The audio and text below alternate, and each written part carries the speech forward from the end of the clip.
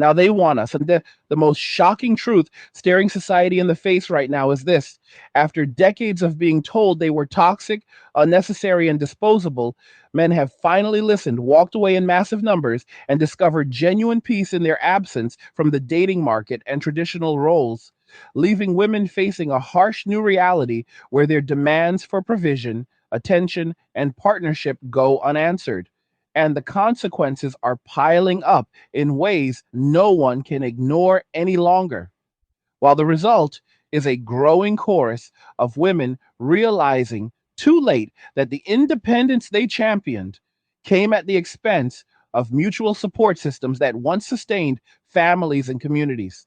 Stay with me through this entire discussion, because by the end, the full picture will emerge of why this withdrawal is permanent for so many, how it reshapes everything from daily life to long term societal structures, and what it truly means for anyone still hoping for reconciliation or change. For far too long, men absorbed wave after wave of societal messaging that painted traditional masculinity as problematic at best and dangerous at worst. Terms like toxic masculinity entered everyday language, framing natural male behaviors as inherently flawed and in need of correction. Movements amplified these ideas, turning ordinary interactions into potential minefields where a casual glance, a polite conversation, or even sitting comfortably could be interpreted as offensive or harassing. Public spaces became arenas for scrutiny, with smartphones ready to capture and broadcast any perceived misstep, often without context or opportunity for defense. Men learned quickly that the cost of being misunderstood or misrepresented could be severe, ranging from social ostracism to professional repercussions or legal entanglements. In response, many simply stopped participating in the behaviors that invited such risks. They stopped approaching women in gyms, coffee shops, or streets, not out of disinterest, but out of self preservation. They stopped initiating plans or offering to pay for dates when the likelihood of genuine reciprocity seemed low. They withdrew from environments where their presence could be weaponized against them, choosing solitude over constant vigilance. This withdrawal did not happen overnight. It built gradually as patterns became undeniable. Divorce courts and family courts frequently favored one side in asset division, child custody, and ongoing financial obligations, creating outcomes where men lost homes, savings, and access to children despite contributing equally or more during marriages. Stories circulated of men working long hours only to see their earnings redirected indefinitely through alimony or support payments, even when the other party had comparable earning potential. These realities discouraged long term commitments for younger generations who witnessed the fallout in their own families or among friends. Men began questioning why they should invest heavily in relationships when the legal and financial risks appeared stacked against them. Instead of pursuing marriage or cohabitation, many focused on building personal security through career advancement, skill development, physical fitness, and financial independence. They discovered that living alone allowed for control over their time, money, and environment without the compromises or conflicts that often accompanied shared living arrangements. Women, meanwhile, pursued paths that emphasized career achievement, education, travel, and personal autonomy above all else. The narrative of empowerment encouraged delaying family formation in favor of individual goals, with the assumption that suitable partners would remain available later. Many women excelled in professional fields, accumulated credentials, and built independent lifestyles, believing that strength and success would attract high quality relationships. However, as years passed, the dating landscape shifted. The pool of available men narrowed, not because men disappeared entirely, but because those who remained desirable often chose to opt out of the traditional pursuit model. Women who once dismissed average or steady partners as insufficient now found themselves competing for the attention of a smaller group of men who had learned to value their own peace over the demands placed upon them. Social media amplified these frustrations with countless posts and videos expressing confusion or anger over the lack of approaches, the perceived lack of effort from men, or the difficulty in finding committed partners. Economic pressures compounded these relational challenges. Rising costs for housing, food, transportation, and everyday necessities made single living increasingly difficult for many, particularly those without dual incomes or family support. Women who had prioritized careers over earlier family building faced the reality that financial independence alone did not shield them from inflation or unexpected expenses. Some turned to platforms seeking assistance, whether through direct requests for help with bills, rides, or meals, or more indirectly through content that highlighted struggles and implied the need for male provision. These appeals often met with resistance from men who had already decided that extending resources without clear mutual benefit invited exploitation rather than partnership. Men recognize patterns where initial generosity led to escalating expectations without corresponding investment from the other side, reinforcing their choice to keep resources for personal stability. Men's shift toward minimalism played a significant role in this dynamic. By nature, many men thrive on simplicity and efficiency, removing elements from life that create unnecessary complexity or drain. Relationships that demanded constant emotional labor, financial output, or navigation of shifting rules no longer fit this framework. Men redirected energy toward hobbies, fitness routines, friendships with other men, intellectual pursuits, and self improvement activities that provided fulfillment without the volatility often associated with romantic involvement. They found that solitude, when chosen consciously, differed profoundly from loneliness. It offered space for reflection, growth, and contentment free from external pressures. This piece became addictive in its clarity, making the idea of re entering complicated dynamics unappealing. Society felt the ripple effects of this mass withdrawal. Birth rates continued to decline in many developed nations as fewer couples formed stable families. Communities lost the stabilizing influence of two parent households, placing greater strain on social services and educational systems.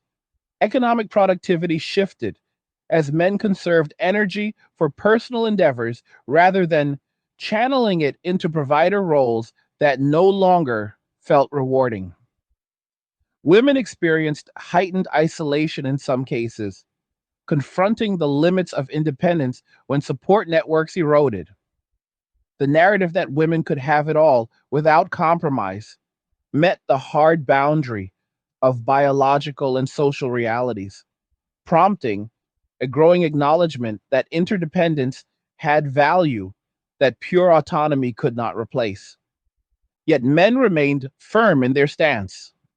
They observed the attempts to pull them back through appeals to duty, nostalgia for traditional structures, or claims of societal collapse without men in provider roles. These calls rang hollow against the backdrop of years spent being told that men were optional, replaceable, or even harmful.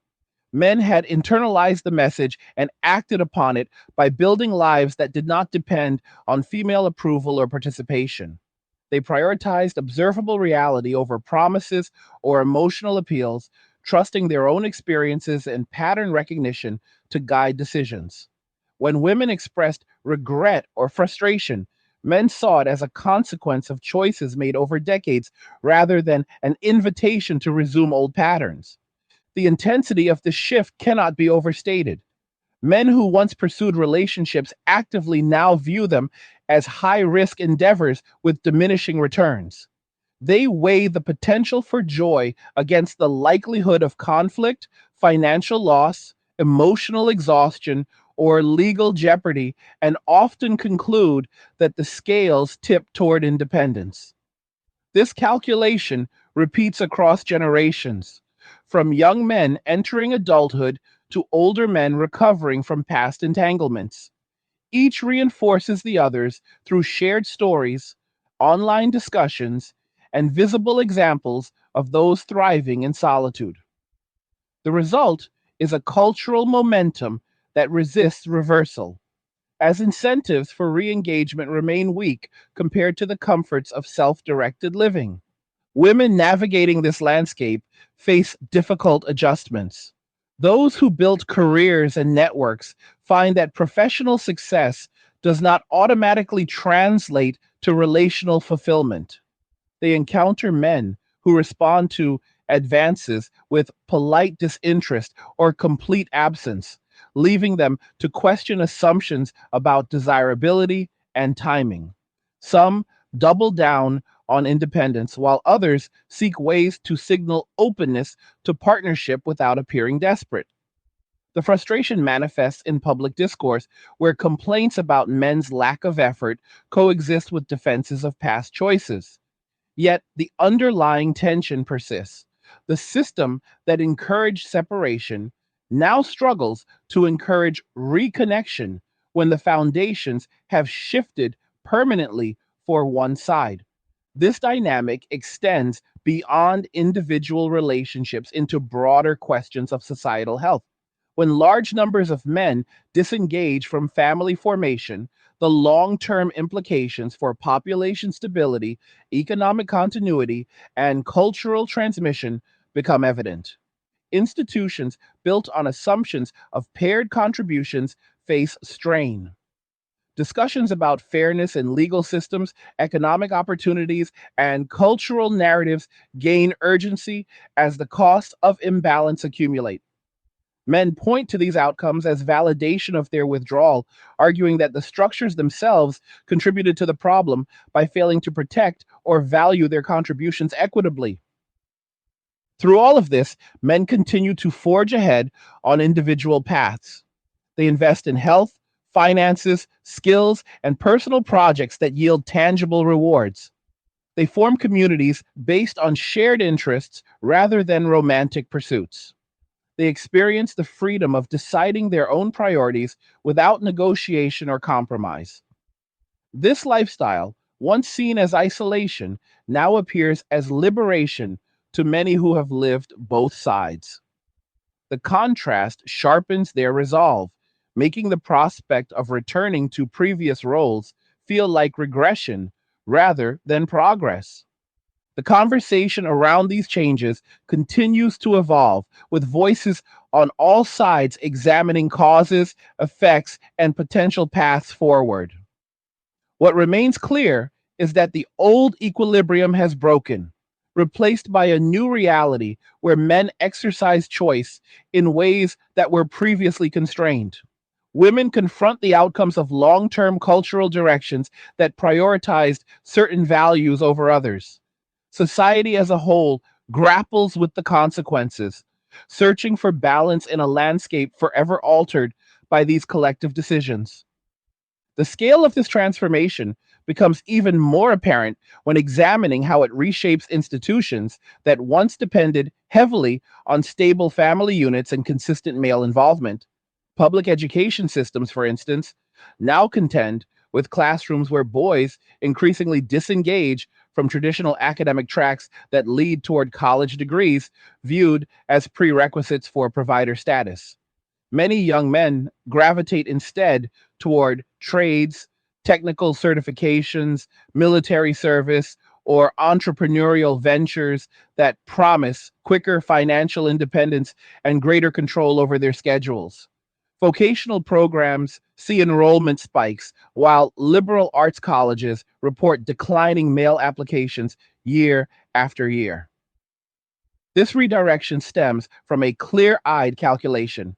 If the end goal of higher education is to secure a high earning job that funds a family life that may never materialize or that carries disproportionate risk, then the investment loses appeal.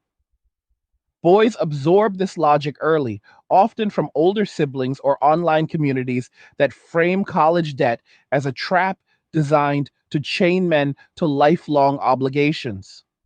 Teachers notice the shift in classroom dynamics, with fewer boys raising hands, participating in group projects, or pursuing leadership roles that once groomed them for traditional breadwinner paths. The curriculum itself faces pressure to adapt, incorporating more hands on skills and less emphasis on abstract theories that feel disconnected from real world incentives. Healthcare systems feel the strain differently. Men who prioritize their own well being invest heavily in preventive care.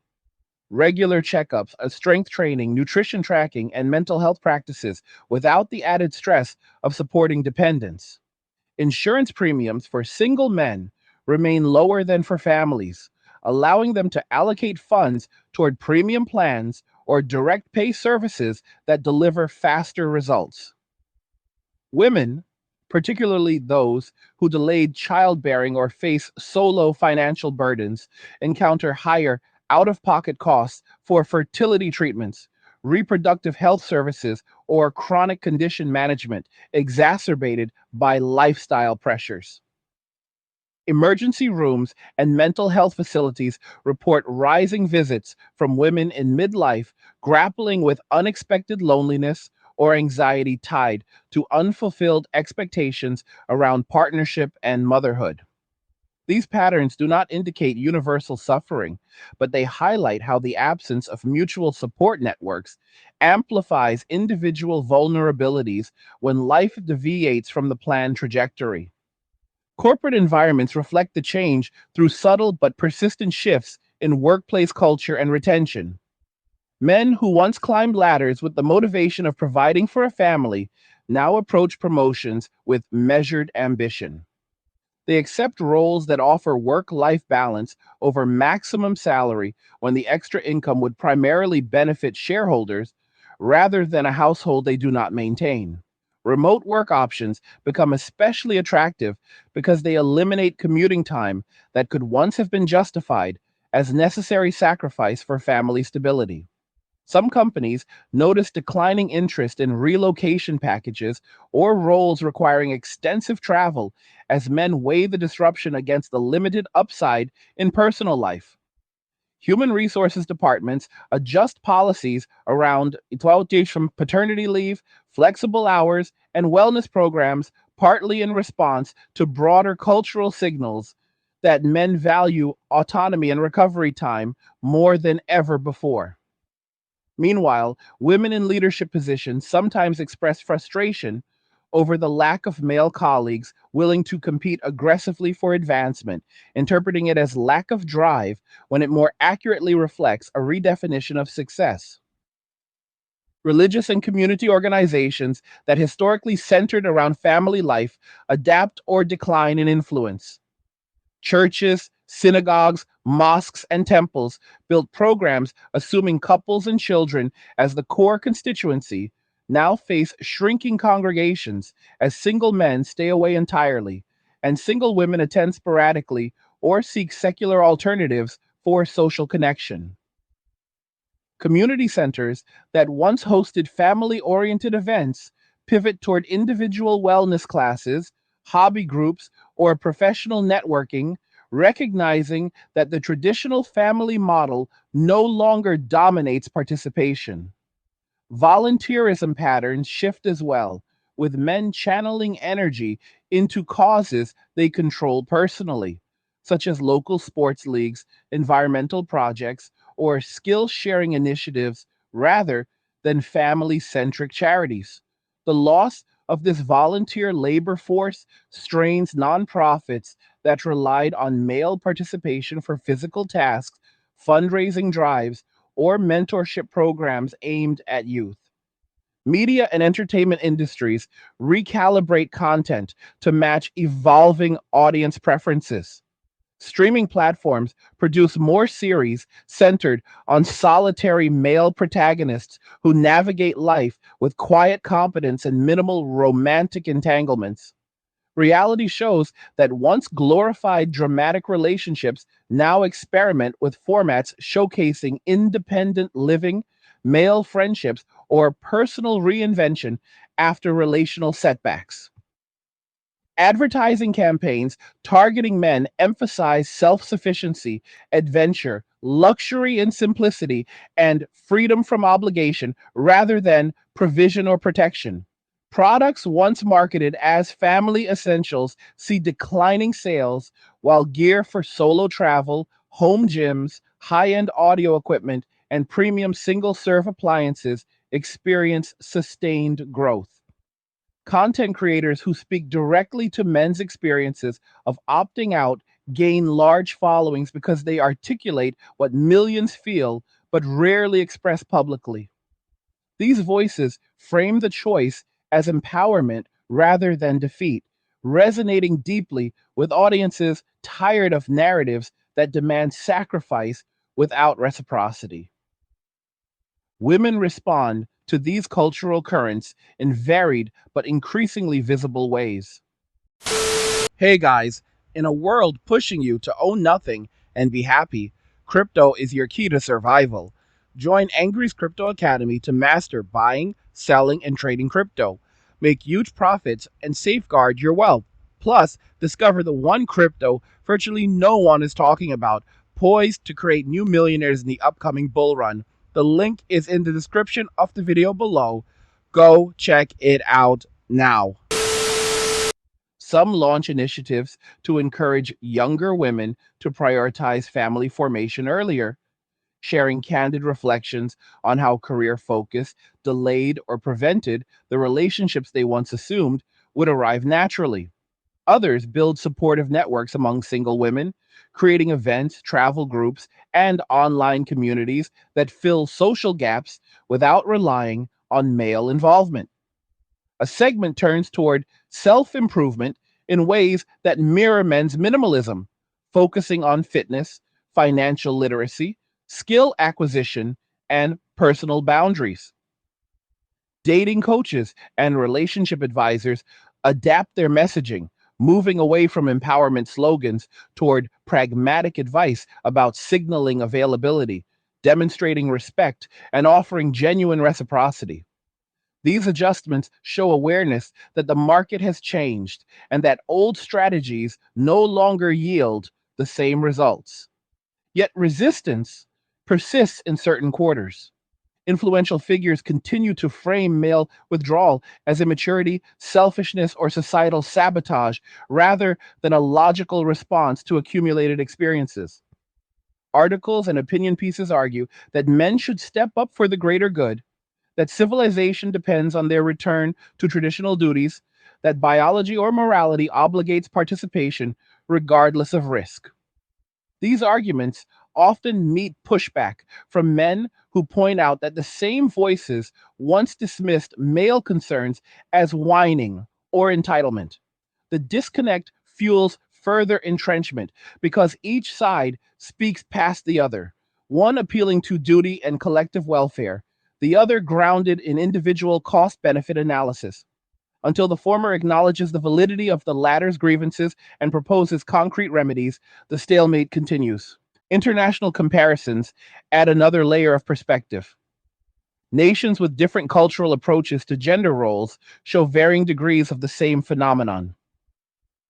Countries that maintain stronger traditional expectations around marriage and family experience slower male withdrawal, but still see rising singlehood rates among younger cohorts exposed to global media. Societies that embrace progressive policies earlier face sharper declines in partnership formation and birth rates. Migration patterns shift as some men relocate to regions with lower living costs, more favorable legal environments, or cultures perceived as less adversarial toward masculinity. Digital nomadism surges among men who leverage remote work to live in affordable locations while maintaining income from higher wage countries. These movements create pockets of thriving single male communities that serve as living proof that happiness and stability do not require traditional family structures. Technology accelerates and reinforces the trend in multiple directions. Dating applications, originally designed to expand options, instead highlight mismatches and foster cynicism through endless swiping, ghosting, and superficial judgments. Algorithms prioritize engagement over compatibility, amplifying drama and dissatisfaction. Men respond by reducing time spent on these platforms or deleting accounts entirely, preferring organic interactions or complete abstinence. Artificial intelligence tools help men analyze patterns in communication, financial risks, or legal exposure, providing data driven reasons to maintain distance. Social media echo chambers solidify viewpoints, with men's spaces reinforcing self reliance and women's spaces amplifying frustration, creating parallel realities that rarely intersect constructively. Long term demographic projections paint a sobering picture for societies slow to adapt. Aging populations strain pension systems when fewer workers support more retirees. Innovation slows if talent pools shrink due to lower birth rates and selective participation. Cultural heritage faces dilution as fewer children inherit traditions through family transmission. These challenges prompt discussions about immigration, automation, and policy innovation, but underlying causes tied to relational dynamics receive less attention than symptoms. Men who have opted out contribute to economic activity in different ways, often through entrepreneurship or specialized skills, but they do so on terms that preserve their independence. For those men fully committed to this lifestyle, the rewards compound quietly but powerfully. Financial net worth grows through consistent saving and investing rather than consumption or support payments. Physical vitality improves with uninterrupted training and recovery. Mental sharpness increases from reduced chronic stress and dedicated learning. Social connections deepen within chosen circles of like minded individuals who share values of mutual respect without obligation. Creative output flourishes when time belongs entirely to the individual. Travel becomes spontaneous and uncompromised. Hobbies evolve into mastery.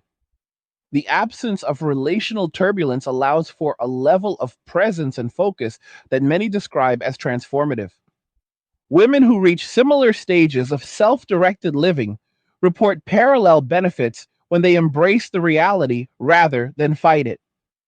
Those who build robust careers, financial security, and fulfilling social networks often achieve a form of peace that rivals men's.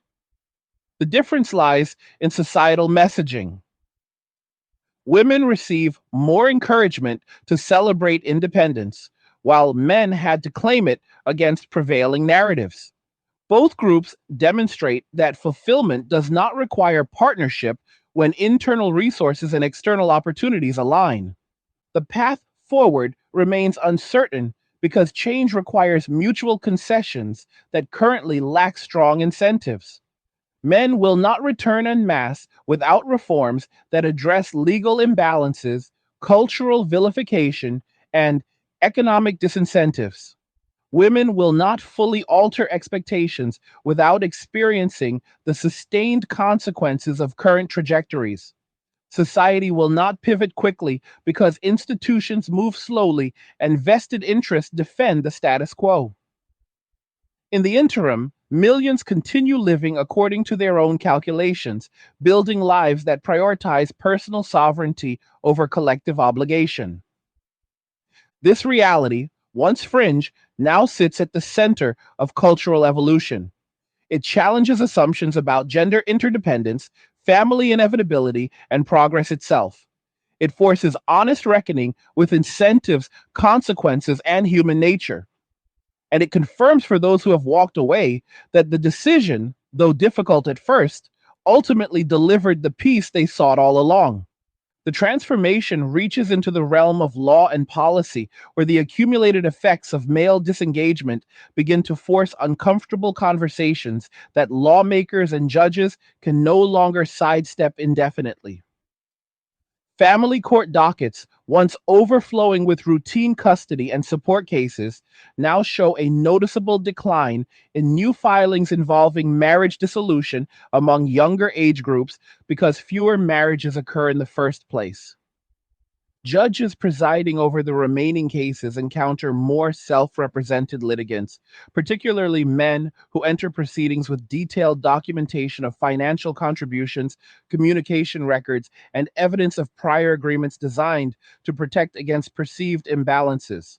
Attorneys specializing in family law report that clients increasingly request prenuptial agreements with ironclad clauses around asset protection, infidelity penalties, and post separation financial independence, reflecting a generation that views legal safeguards as non negotiable prerequisites rather than optional formalities. State legislatures in several regions quietly introduce incremental reforms aimed at reducing perceived inequities, such as presumptive 50 custody in the absence of clear danger, caps on lifetime alimony, or streamlined processes for modifying support orders when either party experiences significant income changes. These changes arrive slowly and unevenly, often after years of advocacy from men's rights organizations, fatherhood coalitions, and individual lawmakers responding to constituent letters that describe personal financial ruin or estrangement from children. The pace frustrates those who want swift correction. Yet the very existence of legislative movement signals that the withdrawal has achieved enough scale to register as a public policy concern rather than a fringe complaint. Criminal justice systems grapple with parallel pressures.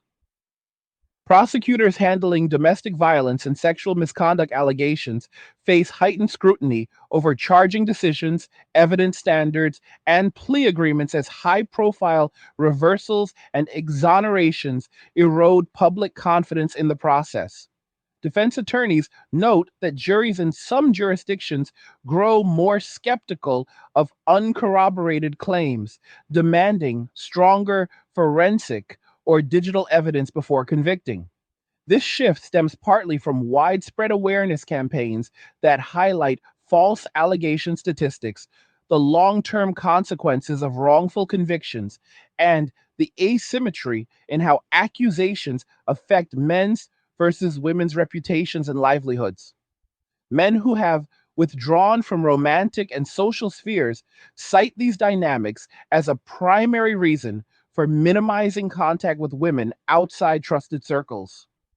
They avoid situations where a single misinterpreted interaction could trigger investigation, suspension from employment, or social exile. The result is a chilling effect that extends beyond courtrooms into everyday environments where men self police behavior to an extreme degree or simply remove themselves from mixed gender settings altogether. Economic theorists and futurists increasingly incorporate male disengagement into models forecasting labor supply, consumption patterns, and innovation trajectories. Traditional assumptions that men would continue pursuing high earning careers to attract mates or support families no longer hold universally. When the relational payoff diminishes or disappears, some men opt for lifestyles that trade income maximization for time freedom and stress reduction. This leads to phenomena such as the rise of coasting careers, where capable professionals deliberately limit hours, decline promotions, or shift to lower pressure fields once they achieve baseline financial security.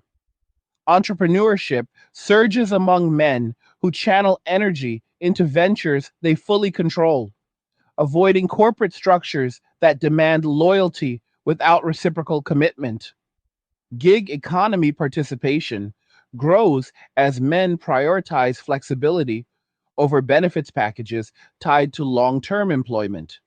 These choices reduce aggregate taxable income in certain brackets and alter the composition of the workforce, prompting central banks and finance ministries to recalibrate growth projections that once relied on steady male labor force expansion. Housing and urban planning reflect the demographic pivot in tangible ways. Developers in growing metropolitan areas scale back construction of large four-bedroom suburban homes in favor of smaller condos, micro apartments, and co living spaces tailored to single occupants or child free couples.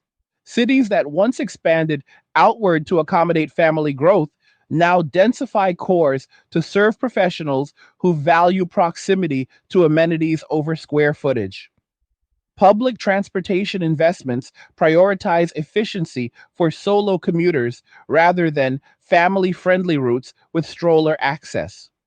Retail districts adapt by stocking fewer baby products, family sized groceries, and children's clothing while expanding lines for premium personal care, fitness equipment, and solo entertainment. Real estate agents report that single men represent an increasingly reliable buyer segment, often paying cash or securing mortgages quickly because they carry no spousal debt or child support obligations. This cash heavy purchasing power stabilizes certain market segments even as overall family home demand softens. Education policy at the secondary and post secondary levels begins to address the growing gender gap in enrollment and completion rates. Boys lag behind girls in high school graduation percentages in many developed nations, a disparity that widens when economic incentives for academic credentials weaken. Guidance counselors encounter more male students who express skepticism about the return on investment for 4 year degrees, preferring apprenticeships, coding boot camps, or direct entry into skilled trades that offer immediate earning potential and independence. Universities respond with targeted recruitment campaigns aimed at men, expanded STEM scholarships for male applicants, and marketing that emphasizes career autonomy and practical outcomes over prestige or social status. Some institutions experiment with accelerated programs, competency based credentials, and partnerships with industry that allow students to earn while learning, recognizing that traditional models no longer resonate with a cohort that prioritizes self sufficiency over delayed gratification. Parenting dynamics evolve in households that do form despite broader trends. When children arrive, often later in life and in smaller numbers, fathers who commit tend to approach the role with heightened intentionality. They seek active involvement from the outset, negotiate co parenting arrangements before birth, and maintain legal counsel to ensure equitable participation. Many prioritize teaching sons the same risk awareness lessons they learned themselves, emphasizing financial literacy, emotional boundaries, legal protections, and the value of personal sovereignty.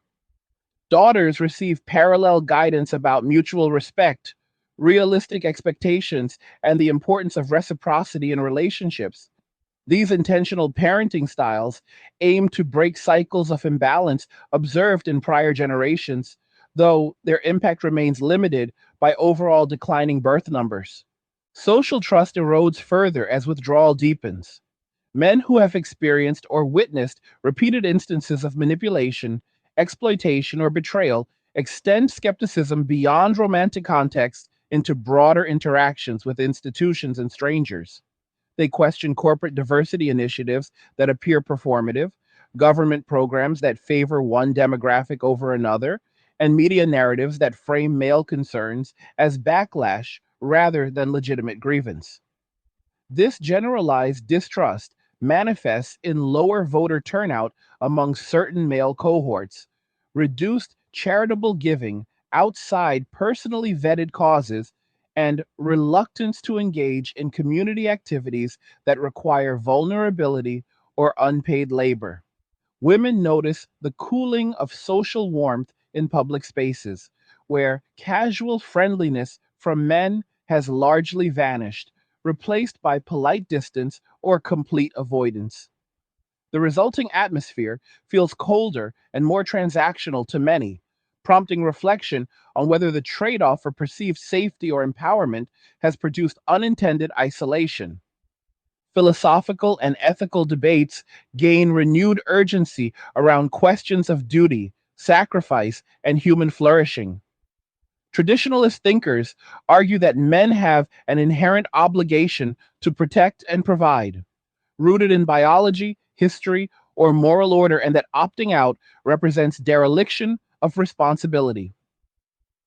Individualist voices counter that no one owes society their labor, risk, or resources when the system fails to protect them from exploitation or reward them equitably. Existential perspectives frame the withdrawal as an authentic response to absurdity, where men reject imposed roles in favor of self defined meaning. Utilitarian analyses weigh the aggregate happiness produced by widespread singlehood against the potential benefits of restored family structures, often concluding that personal peace for millions outweighs hypothetical societal gains that remain unproven. These debates spill into popular discourse, shaping opinion pieces, podcasts, and academic papers that attempt to map the moral terrain of a world where traditional gender contracts have frayed. Biological realities add another dimension that cannot be legislated or argued away. Women's fertility window remains narrower than men's, creating a temporal asymmetry that becomes starkly evident as delaying partnership leads to fewer viable options later. Men who remain single into their 40s and 50s retain reproductive capacity and often find younger partners if they choose to pursue family life on their terms. Women in the same age range face steeper declines in conception rates, higher risks in pregnancy, and greater reliance on assisted reproduction that carries significant cost and uncertainty. This disparity fuels private anguish for some women who once believed career sequencing would allow ample time for motherhood. Public health campaigns increasingly address these timelines directly, urging earlier consideration of family goals. Yet the message competes with lingering cultural emphasis on individual achievement above all else. Men who embrace long term singlehood often develop sophisticated systems for maintaining physical and emotional health without external validation. They build routines around sleep optimization, progressive overload training, deliberate nutrition, meditation or mindfulness practices, and periodic solitude retreats that recharge cognitive reserves. Social needs get met through structured friendships, online communities centered on shared interests, and occasional low stakes interactions that carry no expectation of escalation. Sexual fulfillment, when desired, occurs through arrangements that respect mutual boundaries and minimize entanglement, or through complete abstinence when the risks or effort outweigh the benefits. The absence of constant relational negotiation frees cognitive bandwidth for creativity, problem solving, and deep work that many men report as profoundly satisfying. Women who reach comparable levels of self mastery describe similar liberation when they stop measuring success against partnership benchmarks. They cultivate independence that feels earned rather than reactive, channeling energy into mastery of craft, travel, intellectual pursuits, and friendships that endure without drama. The key difference lies in external framing. Society tends to applaud women's solitary achievements as empowerment while viewing men's as avoidance or failure. This double standard reinforces male resolve to ignore criticism and continue building lives that align with their values. Looking ahead, the trajectory suggests continued divergence unless major catalysts intervene. Economic collapse could force interdependence by making solo living untenable for large numbers. Technological breakthroughs in fertility extension or artificial companionship might reduce pressure on traditional pairing. Cultural backlashes against perceived Excesses of individualism could spark renewed emphasis on family and community.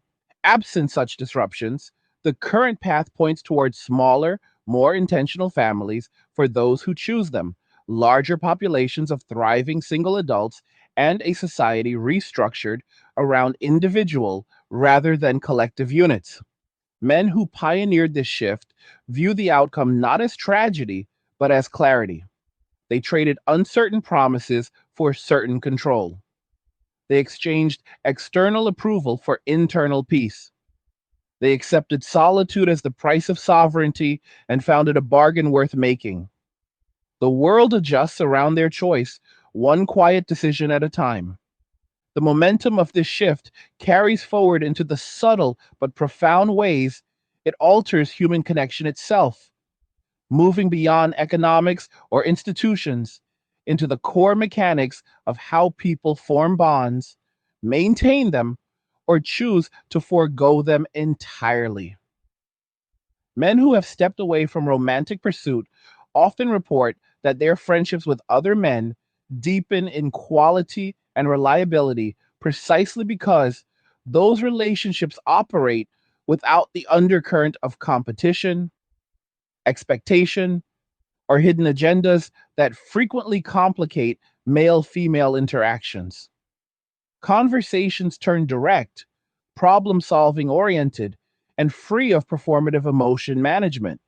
Shared activities, whether lifting weights, working on cars, hiking remote trails, playing strategy games, or simply sitting in comfortable silence, build trust through consistency rather than verbal assurances. These bonds provide emotional outlets without demanding vulnerability that could later be weaponized. Men find they can express frustration, ambition, doubt, or triumph openly within these circles because the stakes remain low and the reciprocity feels balanced. The result is a network that functions as a chosen family, one constructed deliberately around mutual respect and shared reality rather than obligation or biology. This model of male friendship, once overshadowed by the centrality of romantic partnership, now stands as a primary source of belonging for millions who no longer see coupling as the default path to fulfillment. Women navigating the same landscape frequently build parallel structures, though the tone and structure differ in noticeable ways. Female friendships often carry a higher emotional bandwidth, with more frequent check ins, detailed sharing of feelings, and mutual support during crises.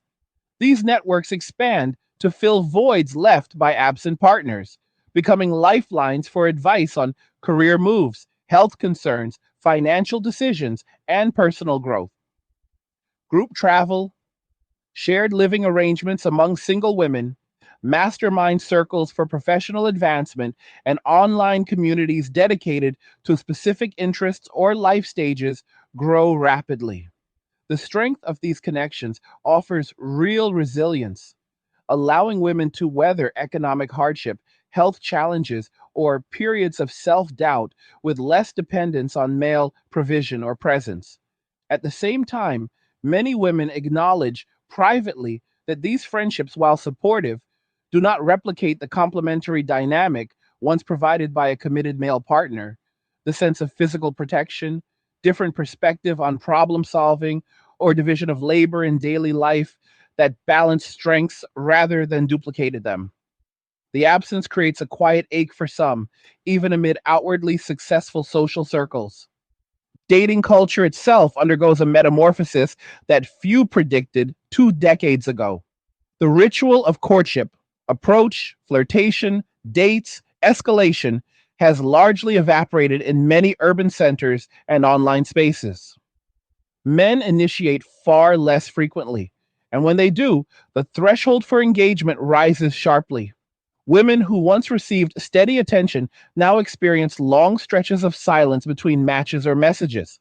Those who remain active on applications describe a sense of scarcity that contrasts sharply with earlier abundance. The men still participating tend to fall into distinct categories. Those who treat dating as casual entertainment with minimal investment, those pursuing short term physical connections without emotional strings, and a small minority who seek serious partnership but apply rigorous vetting processes that filter out most candidates quickly. This selectivity stems from accumulated experience rather than arrogance. A man who has seen patterns of entitlement, inconsistency, or manipulation in prior interactions sets boundaries early and enforces them without apology. He asks direct questions about values, financial habits, past relationship outcomes, and future goals. Responses that evade, deflect, or reveal misalignment end the interaction immediately. The process feels clinical to some women accustomed to more organic unfolding, yet it reflects a survival strategy honed over years of costly trial and error. The phenomenon of women approaching men directly increases as traditional gender scripts invert. In bars, gyms, social events, and online platforms, women initiate conversations, suggest dates, and offer compliments or invitations more openly than in previous generations. Some men welcome the change, appreciating the clarity and reduced guesswork. Others remain guarded, interpreting proactive interest as potential manipulation or as coming from women who have exhausted easier options elsewhere. The mixed reception creates a feedback loop. Successful approaches encourage more attempts, while rejections reinforce male caution, making future approaches feel riskier. Over time, the dynamic settles into a new equilibrium where initiative from women becomes normalized but still carries no guarantee of reciprocation. Men who respond positively tend to do so only when the woman demonstrates genuine curiosity, respect for his boundaries, and willingness to invest effort proportionate to his own. Sexual dynamics shift in tandem with these relational changes. Casual encounters decline among men who calculate that the physical pleasure rarely justifies the potential drama, legal exposure, emotional entanglement, or health risks. Many adopt a philosophy of disciplined abstinence or very selective engagement, viewing sex as a high value experience that requires alignment of trust, mutual attraction, and low conflict compatibility rather than an entitlement or default outcome of dating. This restraint surprises some observers who assume male libido drives relentless pursuit regardless of circumstances. In reality, men prove capable of channeling sexual energy into exercise, creative work, hobbies, or simply accepting periods of celibacy as neutral rather than deprivation. Women who encounter this restraint sometimes interpret it as rejection of their desirability when it more accurately reflects a broader rejection of unbalanced transactions. Those who adapt by offering clear reciprocal terms, emotional safety, mutual respect, no games, find higher success rates with men who remain open to intimacy on redefined conditions. Technology continues reshaping the terrain in unpredictable directions. Virtual reality environments and immersive social platforms allow men to satisfy social and even sexual needs without physical risk or real world commitment. Avatars all interact in persistent worlds where status comes from skill, creativity, or humor rather than provider capacity or appearance. These spaces attract large numbers of men who find the rules clearer, the feedback immediate, and the consequences contained. Critics argue that such substitutes erode real human connection, yet participants counter that the connections feel authentic within their context and deliver satisfaction without the volatility of offline relationships. Meanwhile, artificial intelligence companions grow more sophisticated, offering conversation, emotional attunement, and customized companionship that mimics partnership without the reciprocal demands or betrayal risks. Adoption remains niche, but accelerates among men who prioritize peace over biological imperatives. Women explore similar tools, though marketing and cultural framing position them more often as empowerment devices for self exploration rather than replacements for male presence. Fertility and family planning enter uncharted territory as delays compound across populations. Assisted reproductive technologies become mainstream for women in their late 30s and 40s who decide to pursue motherhood independently. Egg freezing, donor sperm, IVF, and surrogacy see sustained demand growth supported by insurance coverage expansions in some regions and declining stigma around single motherhood by choice. Clinics report longer wait lists and higher success rates driven by advancing techniques, yet the financial barrier remains substantial, often exceeding six figures for multiple attempts. Men rarely pursue solo parenthood through surrogacy at comparable rates, partly because biological drive aligns differently, and partly because cultural scripts still frame fatherhood as tied to partnership rather than individual decision. The asymmetry reinforces the sense that women bear the heavier long term cost of delayed family formation, prompting some to advocate earlier prioritization of relational goals, even at the expense of career momentum. Cultural production mirrors and amplifies these realities. Literature, film, and television increasingly depict solitary protagonists of both genders finding meaning outside traditional romance. Stories celebrate quiet resilience, self discovery through challenge, and fulfillment derived from mastery or service rather than coupling. Male characters who reject societal pressure to settle down are portrayed with nuance rather than caricature. Thoughtful, capable, sometimes melancholic, but rarely villainous. Female characters navigating the new dating scarcity receive sympathetic treatment that acknowledges frustration without blaming men outright. The shift in narrative tone reflects audience demand for authenticity over aspirational fantasy. Viewers resonate with protagonists who choose themselves when external options disappoint, seeing their journeys as validation rather than cautionary tales. Public health researchers track downstream effects on mental and physical well being. Longitudinal studies show that men who maintain strong social networks, purposeful routines, and financial control report lower incidence of depression, anxiety, and stress related disorders compared to previous cohorts burdened by relational conflict or provider pressure. Women who build similar autonomy show comparable resilience, though some cohorts display elevated loneliness scores when social connections fail to compensate fully for absent partnership. Chronic stress markers decrease for both groups when they align life with personal values rather than external expectations.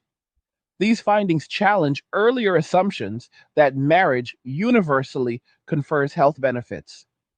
The quality of the relationship matters more than its existence, and poor quality unions often produce worse outcomes than intentional singlehood. Policy thinkers propose experimental interventions to reverse or mitigate the trend. Tax credits tied to marriage or childbirth, housing subsidies for young families, mandatory mediation before divorce filings, and public campaigns promoting mutual respect in relationships appear on legislative agendas in various countries.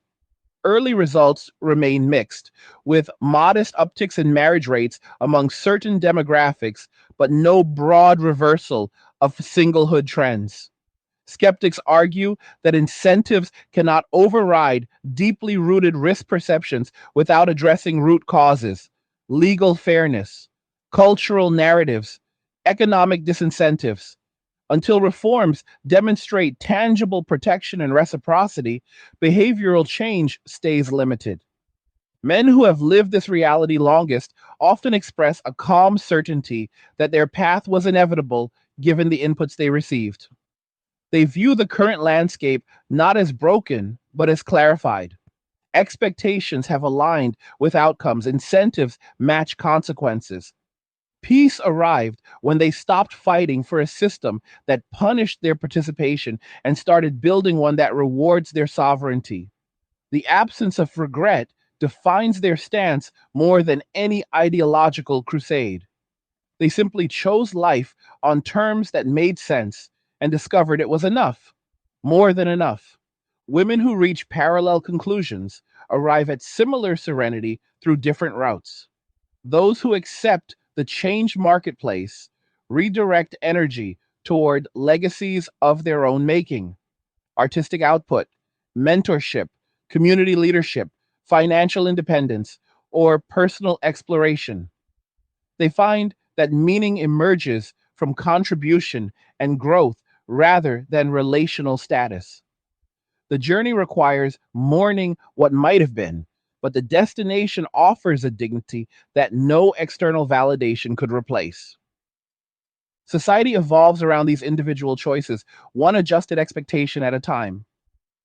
Birth rates stabilize at lower levels. Economies adapt to slower population growth through automation and immigration. Cultural norms expand to embrace diverse paths to adulthood. The old model recedes into history, replaced by a pluralistic reality where partnership remains an option rather than an obligation. Men and women alike learn to thrive within the new parameters, each forging fulfillment on their own terms. The central lesson endures. When incentives misalign for long enough, behavior changes permanently. When behavior changes permanently, everything built upon it must adapt or fade. The adaptation continues unevenly, painfully at times, but inexorably. And in the spaces created by that adaptation, millions discover forms of peace they never knew were possible. The quiet certainty that settles over men who have fully committed to this independent path manifests in ways that reshape not just their personal routines, but the very texture of how they experience time itself. Days no longer fragment into segments dictated by someone else's schedule, mood swings, or unspoken expectations. Mornings unfold with deliberate slowness when desired, or launch into focused productivity when the impulse strikes. There is no mental overhead spent anticipating conflict over trivial matters, no energy drained by preemptive conflict avoidance, no background anxiety about whether today's actions will be interpreted as insufficient effort or excessive independence. This liberation of cognitive resources allows men to sink deeply into whatever task or pursuit occupies them at the moment. A woodworking project in the garage becomes an afternoon of pure immersion rather than a hurried interlude squeezed between obligations. Reading a dense philosophical text stretches into late hours without guilt over neglected household duties. Training sessions extend beyond the clock because recovery and enjoyment dictate the pace instead of a partner's impatience or a family's competing needs. The cumulative effect over years is a life lived at a self chosen rhythm, one that feels expansive rather than constrained. This temporal freedom feeds directly into creative and intellectual output that many men had previously deferred or suppressed. Projects once dismissed as impractical now receive sustained attention. A software developer builds an open source tool that solves a niche problem he encountered years ago at work, releasing updates on his own timeline without corporate approval loops. A mechanic restores vintage motorcycles not for resale profit, but for the satisfaction of the mechanical mastery and the occasional ride on empty back roads. A writer finally completes the novel that had languished in fragments during a marriage filled with constant interruptions and emotional labor. These endeavors rarely make headlines, yet they accumulate into small but meaningful legacies: code that helps others, machines that endure, stories that exist in the world because one man had the space and peace to bring them forth. The absence of relational demands creates a kind of negative space where originality can flourish without justification or compromise. Women who achieve comparable autonomy discover parallel expansions in their own domains. Those who master financial independence often transition from employee roles to consulting practices, boutique agencies, or investment portfolios managed on their terms. The freedom to say no to draining clients or unfulfilling contracts mirrors the male refusal to enter unbalanced partnerships. Creative women channel energy into art forms that demand solitude. Painting series completed over months in uninterrupted studio time. Music composition explored late at night when inspiration arrives unbidden. Writing that flows without the pressure of performative productivity. The difference lies less in capacity than in framing. Society frequently celebrates women's solitary achievements as triumphant self actualization, while quietly questioning whether men's equivalent pursuits represent avoidance. Both groups, however, experience the same core benefit: the ability to direct life force toward ends they deem worthy rather than toward maintenance of a system that extracts more than it returns. Community structures adapt to accommodate these emerging lifestyles in ways that preserve connection without recreating old dependencies. Men's groups form around shared activities rather than shared grievances. Overland camping expeditions, competitive powerlifting meets, chess clubs that meet weekly in quiet cafes, book circles dissecting technical or philosophical works. These gatherings provide camaraderie without emotional entanglement or obligation to perform provider roles. Women create analogous spaces, running collectives that double as support networks, entrepreneurial meetups focused on scaling side hustles, wellness retreats emphasizing personal boundaries and self care. The key distinction is that these communities rarely position themselves as substitutes for romantic partnership. They exist as complements to already complete individual lives. Participants enter and leave without guilt, contribute according to capacity rather than expectation, and depart when priorities shift. The voluntary nature keeps interactions light and sustainable. Travel patterns shift noticeably as single adults gain flexibility to pursue experiences once deferred for family considerations. Men in their 30s and 40s book extended motorcycle tours across continents, backpack through regions with minimal infrastructure, or settled into digital nomad hubs for months at a time.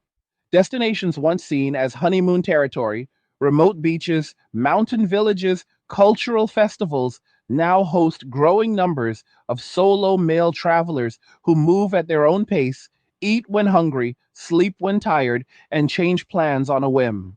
Women embrace similar mobility, though often in groups for perceived safety or through structured programs that combine adventure with personal development. Solo female travel surges in popularity, supported by dedicated blogs, safety apps, and communities that share itineraries and local knowledge. Both genders report that extended time away from familiar environments sharpens self awareness, reduces attachment to material status, and reinforces the sufficiency of their own company. Financial behaviors evolve into disciplined systems that prioritize long term optionality over immediate consumption or display. Men who once spent generously on dates, gifts, or status symbols redirect funds into diversified portfolios. Real assets like rental properties managed remotely, precious metals held in secure storage, or skill building investments such as advanced certifications and equipment for side ventures.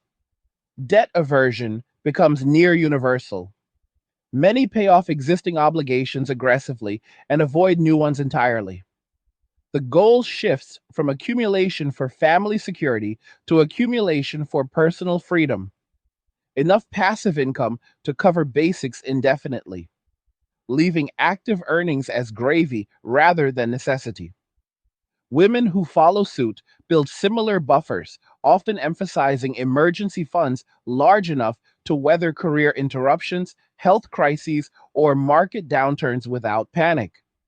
The shared mindset creates a growing demographic of financially anti fragile adults who view economic turbulence not as existential threat, but as opportunity to buy low or pivot careers without desperation.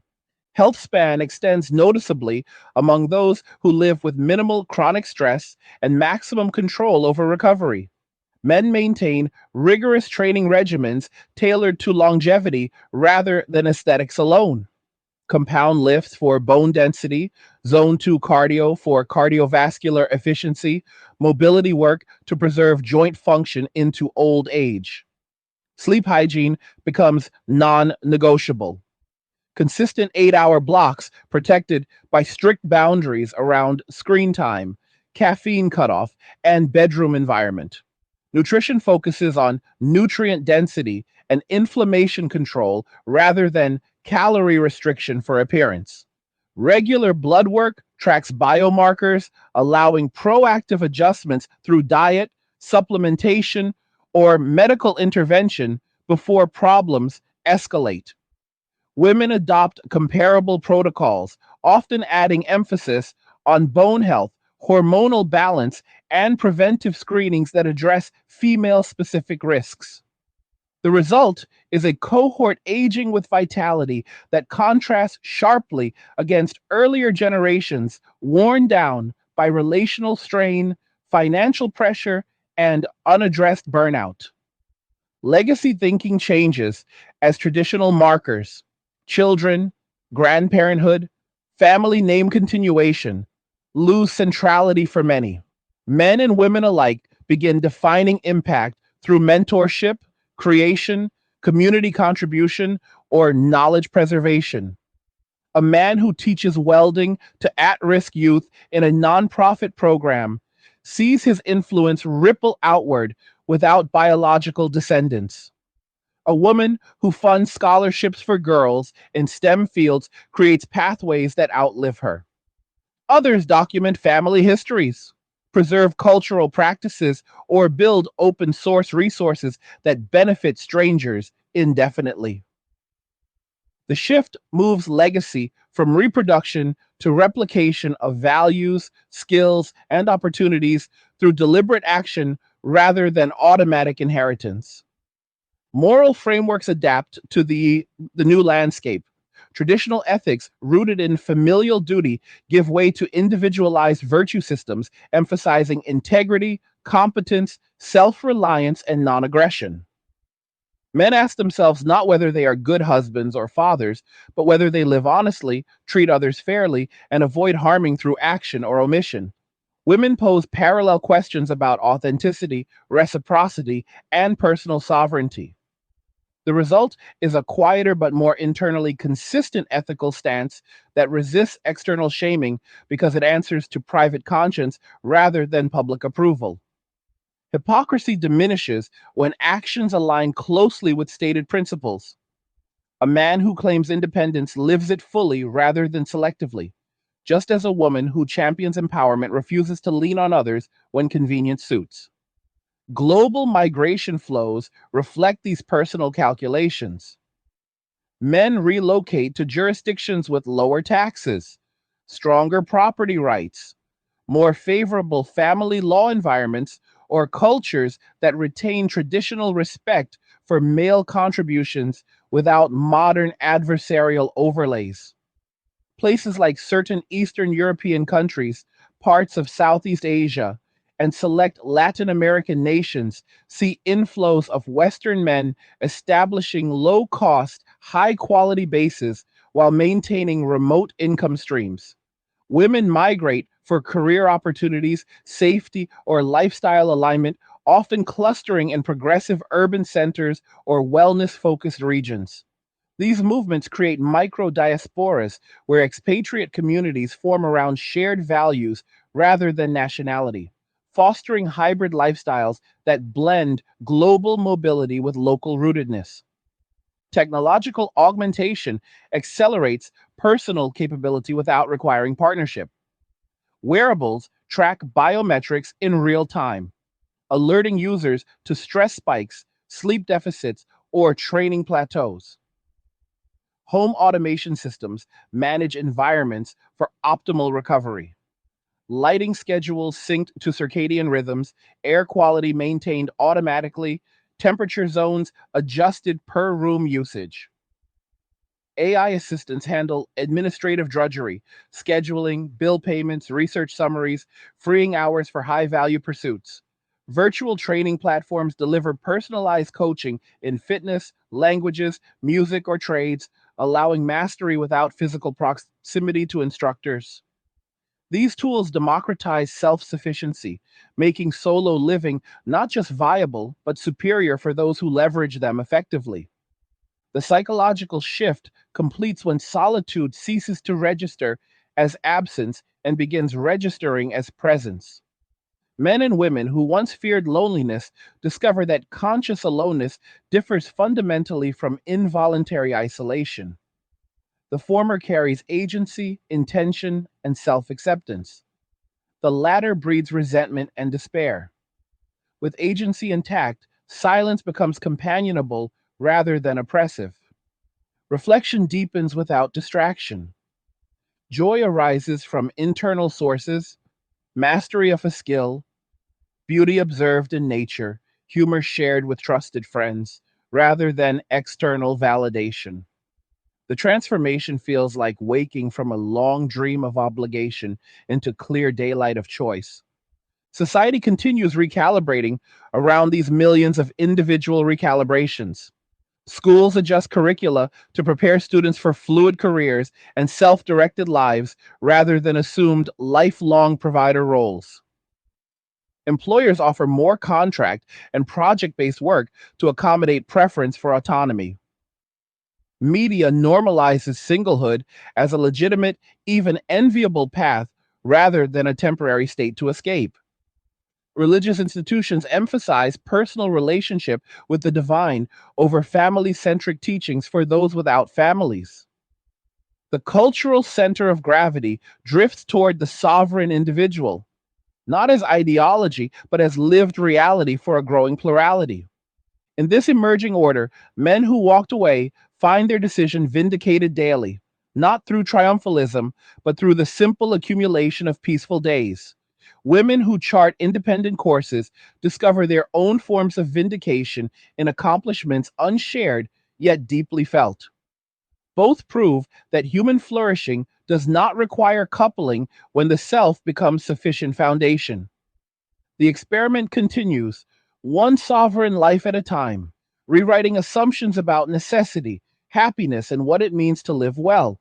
The accumulation of these sovereign lives begins to exert a gravitational pull on younger generations still forming their worldviews, creating a feedback loop where observation replaces instruction as the primary teacher. Boys entering their teens today grow up surrounded by uncles, older cousins, family friends, and online figures who live visibly unencumbered by the traditional provider script.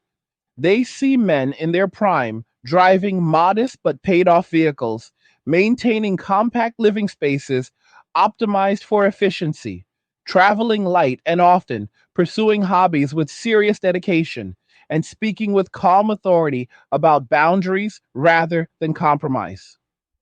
These examples carry more weight than any lecture because they demonstrate outcomes rather than promises. The young men absorb the pattern instinctively. Effort directed inward yields control. Effort directed outward often yields extraction. They begin asking pointed questions in private conversations. Why marry when the legal deck remains stacked? Why pursue high stress careers solely to fund someone else's lifestyle? Why risk decades of potential regret for a statistical chance at companionship that may never materialize or may sour quickly? Parents and educators who attempt to counter with appeals to duty, legacy, or romantic idealism find their words landing on ears already tuned to a different frequency. The cultural transmission has shifted from top down moralizing to bottom up pattern recognition, and the patterns favor self preservation over self sacrifice. Girls in the same age cohort witness a mirrored but distinct lesson. They observe women who follow the independence blueprint, thriving in careers, owning property outright, traveling extensively, maintaining vibrant friend groups, and radiating a self contained confidence that no longer hinges on male approval. Yet they also notice the quieter undercurrent, the women in their late 30s and early 40s who speak candidly about fertility windows closing faster than expected, about weekends that feel emptier than anticipated, about the subtle fatigue that comes from carrying every decision and every burden alone for years on end. These observations plant seeds of strategic thinking. If partnership becomes statistically less reliable, then personal capability must become non negotiable. Many young women respond by accelerating skill acquisition, financial literacy, physical conditioning, and boundary setting far earlier than previous generations. They treat dating less as destiny and more as an optional enhancement, one entered only after rigorous vetting and with clear exit ramps already mapped. The result is a cohort approaching adulthood with eyes wide open to both the benefits and the cost of autonomy, unwilling to romanticize either extreme. Workplace culture continues evolving in response to this generational recalibration. Employers accustomed to motivating male employees through status ladders tied to family provision find those levers losing effectiveness. Younger men negotiate harder for remote options, compressed work weeks, unlimited paid time off, mental health days without stigma, and project based compensation that rewards output rather than face time. They decline relocations that disrupt personal routines, pass on promotions that demand 60-hour weeks, and openly prioritize hobbies, fitness, and side ventures over climbing corporate pyramids. Companies adapt by flattening hierarchies, emphasizing results over hours logged, offering equity stakes or profit sharing to retain talent that values ownership over salary bumps, and building cultures that respect personal sovereignty rather than demand loyalty. The shift benefits everyone. Women who also seek flexibility gain from the new norms. Productivity rises when people work when they are sharpest rather than when the clock dictates. And burnout rates decline across the board. Yet the change also reduces the pool of men willing to play the old game of trading life years for higher earnings to fund households, further tightening the supply of traditional breadwinners. Consumer markets follow suit with precision. Brands that once targeted family decision makers now segment aggressively toward the growing single professional demographic. Marketing campaigns feature men cooking elaborate solo meals in minimalist kitchens, testing high end audio setups in quiet apartments, customizing adventure motorcycles for long distance solo rides, or curating capsule wardrobes built for versatility rather than impressing a partner. Products designed for efficiency and self sufficiency, single serve premium coffee machines, compact high performance blenders, modular furniture systems, subscription boxes delivering curated books or gear for personal projects. Experience sustained sales growth. Luxury experiences marketed to men emphasize privacy, control, and introspection. Private wilderness retreats with no group activities, bespoke tailoring sessions without sales pressure, fine dining reservations for one at chef's counter seats where the focus stays on the food and the craft. The messaging never attacks partnership. It simply celebrates the alternative as equally valid and often superior for those who choose it. Women's consumer patterns reflect a parallel sophistication. Brands targeting them highlight financial tools. investment apps with intuitive interfaces, real estate platforms specializing in single buyer properties, insurance products tailored to solo households. Travel companies offer curated solo itineraries with built in safety layers and optional social components that can be turned on or off. Wellness brands market hormone optimized supplements, fertility awareness trackers, strength training programs designed for female physiology, and meditation series addressing midlife transitions without framing them as failure. The market responds to reality. Women who remain single longer accumulate wealth differently, prioritize experiences over possessions, and demand products that enhance independence rather than signal availability. Both genders fuel a quiet boom in premium individualism that reshapes retail, hospitality, and service industries from the ground up.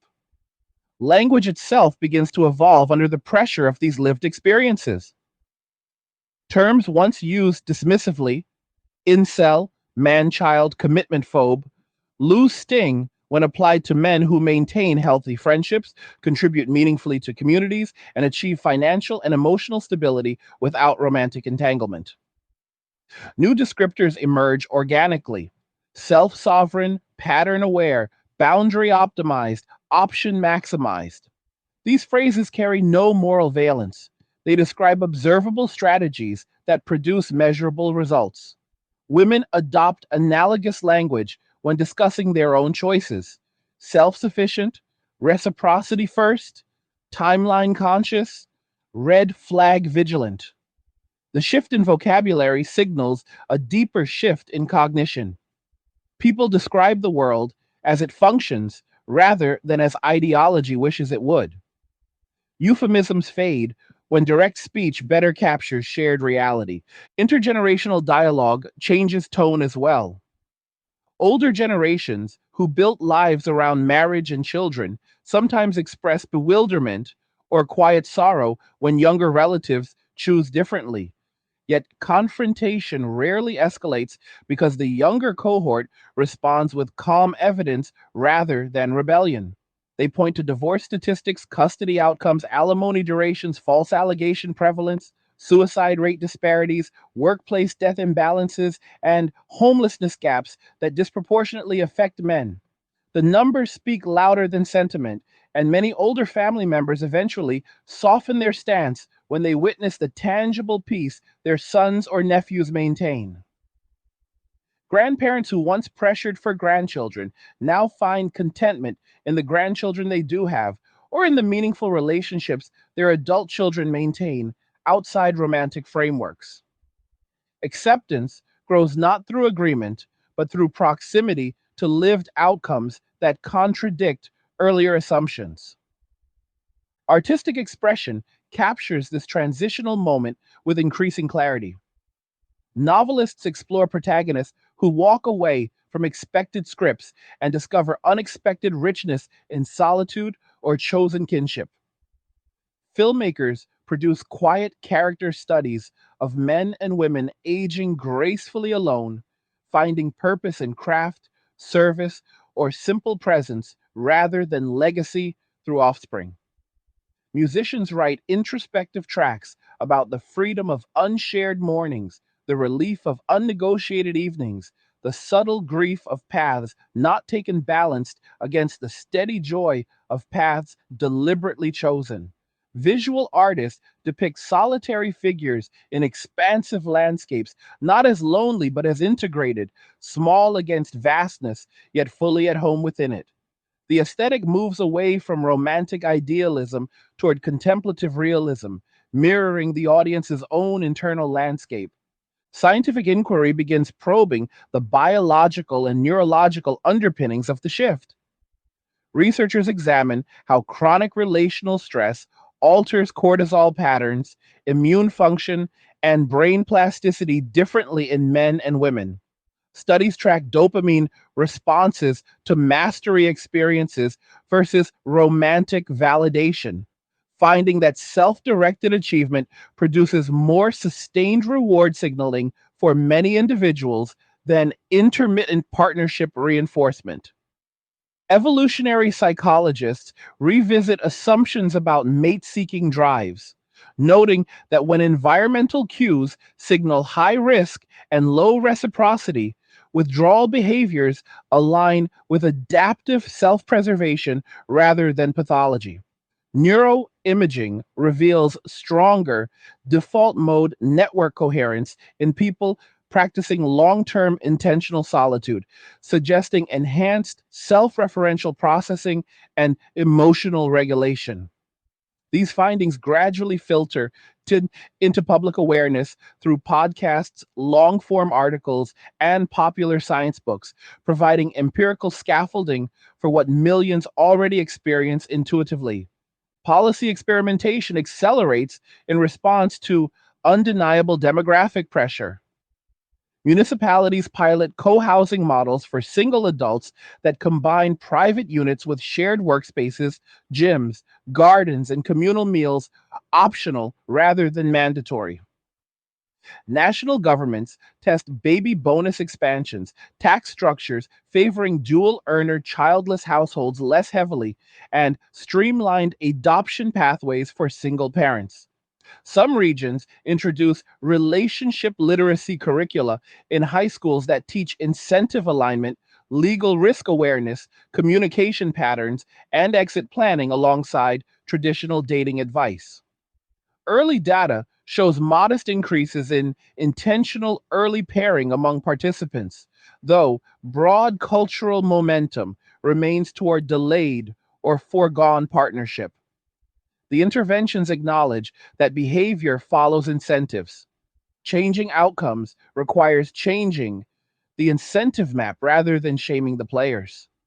Men and women who have lived longest in this paradigm often reach a philosophical plateau where questions of fairness or blame dissolve into simple acceptance of cause and effect. They recognize that decades of messaging, legal frameworks, economic signals, and social rewards created the conditions for mass withdrawal. No single villain orchestrated the outcome. Millions of individual choices compounded under consistent pressures. The result is neither utopia nor dystopia, but a new normal. Smaller families where they exist, stronger individuals across the board, slower population growth balanced by higher per capita productivity and innovation in certain sectors, colder public spaces offset by warmer chosen communities. Regret fades when life delivers consistent peace rather than intermittent chaos. Gratitude emerges not for what was lost, but for what was gained through deliberate subtraction. The arc continues bending toward greater individual sovereignty because the underlying forces, technological enablement of remote living, legal risk asymmetry, economic returns to self investment, cultural permission for non traditional paths, show no signs of reversing. Each year adds more people who have never known the old script as default, who view partnership as one lifestyle choice among many rather than the central organizing principle of adulthood. They build accordingly. Resilient finances, portable skills, flexible routines, deep self knowledge, and networks based on mutual utility rather than obligation. The world they inherit and reshape rewards. That architecture, more reliably than the previous one, rewarded conformity to relational expectations. In this slow but relentless transition, the most striking feature is the absence of catastrophe. No collapse follows when millions opt for solitude over entanglement. Lights stay on, food reaches tables, infrastructure holds, innovation persists, culture evolves, life continues, quieter in some places, richer in others, always different. Men who walked away keep walking, not in anger, not in triumph, but in the steady cadence of people who finally trusted their own observations over inherited narratives. Women who chart parallel courses do the same. Each step affirming that self direction delivers when external direction falters. Together, without coordination or fanfare, they demonstrate that human beings remain adaptable even when the oldest social contracts fray. The proof lies in the ordinary days that accumulate into ordinary decades, peaceful, purposeful, and entirely their own. The evidence of this adaptation accumulates in the smallest, most ordinary details of daily existence, where the absence of old pressures allows new patterns to solidify into habits that feel natural rather than forced. Men who once measured mornings by the need to prepare for someone else's expectations now wake to silence that carries no demand. Coffee brews while sunlight tracks across a clean countertop, uncluttered by shared appliances or half finished projects belonging to another person. The first hours belong entirely to thought, reviewing yesterday's progress on a personal project, planning the day's training session, or simply sitting with a book until the mind settles into focus. There is no hurried negotiation over breakfast timing, no subtle tension over whose turn it is to handle chores, no background calculation of emotional debt owed or owed to them. This morning, freedom compounds across weeks into mental bandwidth that translates directly into sharper decision making at work, quicker recovery from physical effort, and a steadier emotional baseline that resists disruption. The body learns to trust the consistency. Cortisol curves flatten, resting heart rate drops, sleep architecture deepens because the nervous system no longer anticipates ambush from relational volatility. Over years, the physiological signature of chronic low grade stress fades, replaced by the biomarkers of someone whose environment aligns with their wiring rather than fights against it. Women who have internalized the same principle of sovereignty experience a comparable physiological recalibration, though the journey often includes an additional layer of navigating societal messaging that once equated female fulfillment with relational centrality. Those who move past that conditioning report a gradual unwinding of hypervigilance, the constant low level scan for approval cues, the preemptive softening of opinions to avoid conflict, the subtle self editing that accompanies shared living with someone whose reactions carry high stakes. When that vigilance lifts, energy once spent on emotional labor redirects toward personal domains with startling efficiency. A woman who once deferred creative impulses to accommodate a partner's schedule now carves out uninterrupted blocks for writing, painting, or research that stretch into flow states lasting hours. Physical training becomes less about appearance for external eyes and more about raw capability. Deadlift numbers climbing steadily, endurance runs lengthening without performative justification, flexibility improving because the body finally receives consistent, undistracted attention. Sleep improves as bedtime routines stabilize without compromise. Nutrition choices simplify when no one else's preferences complicate meal planning. The cumulative health dividend mirrors men's: lower inflammation markers, better glycemic control, stronger immune response, and a subjective sense of vitality that feels earned through alignment rather than borrowed from external validation. These physiological shifts feed back into cognitive performance in ways that reinforce the lifestyle choice. Clarity of thought becomes almost addictive when the mind operates without the static of relational noise.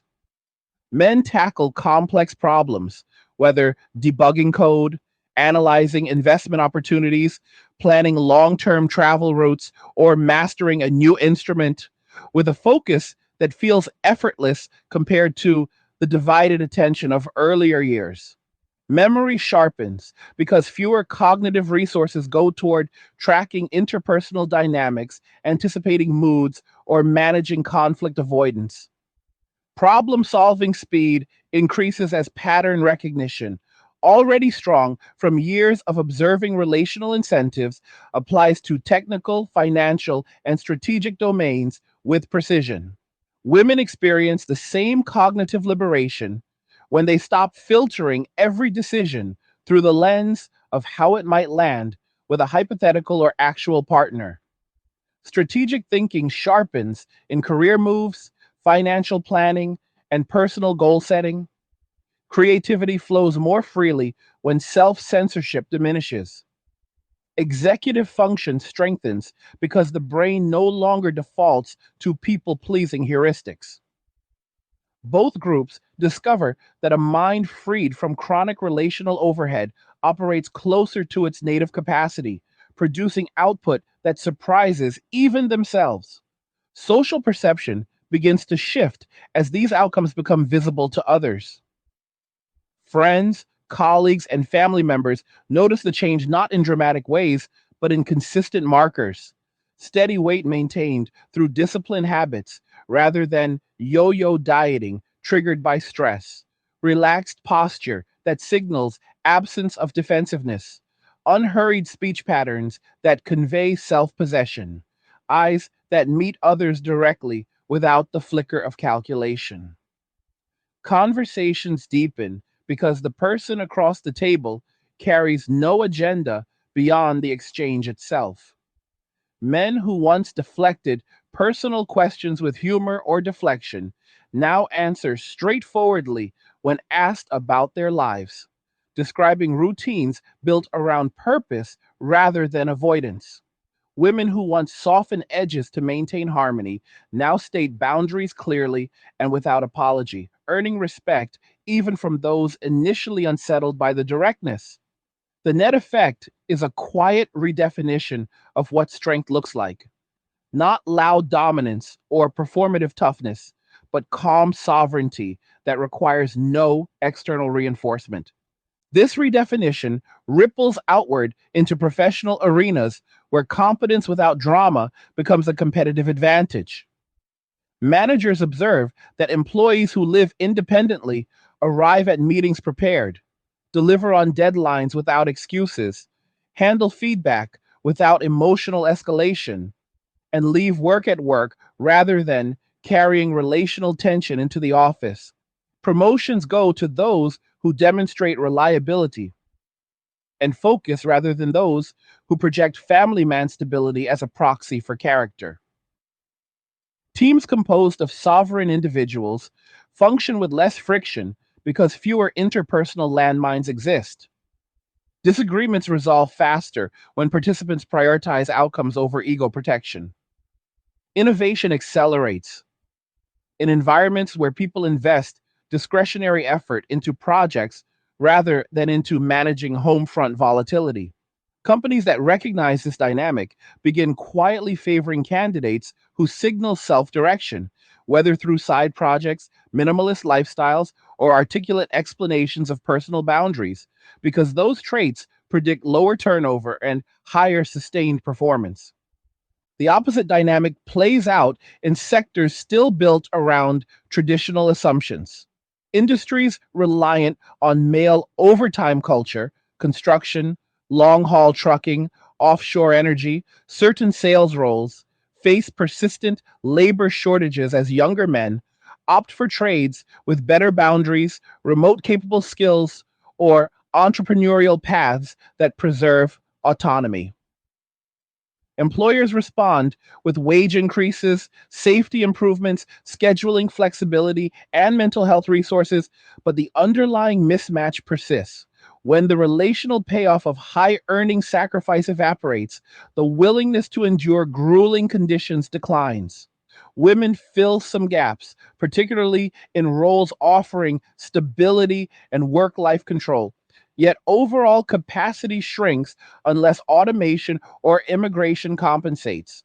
The market corrects slowly, driving up compensation for undesirable hours and conditions while accelerating the shift toward knowledge based, flexible work that aligns better with sovereign priorities.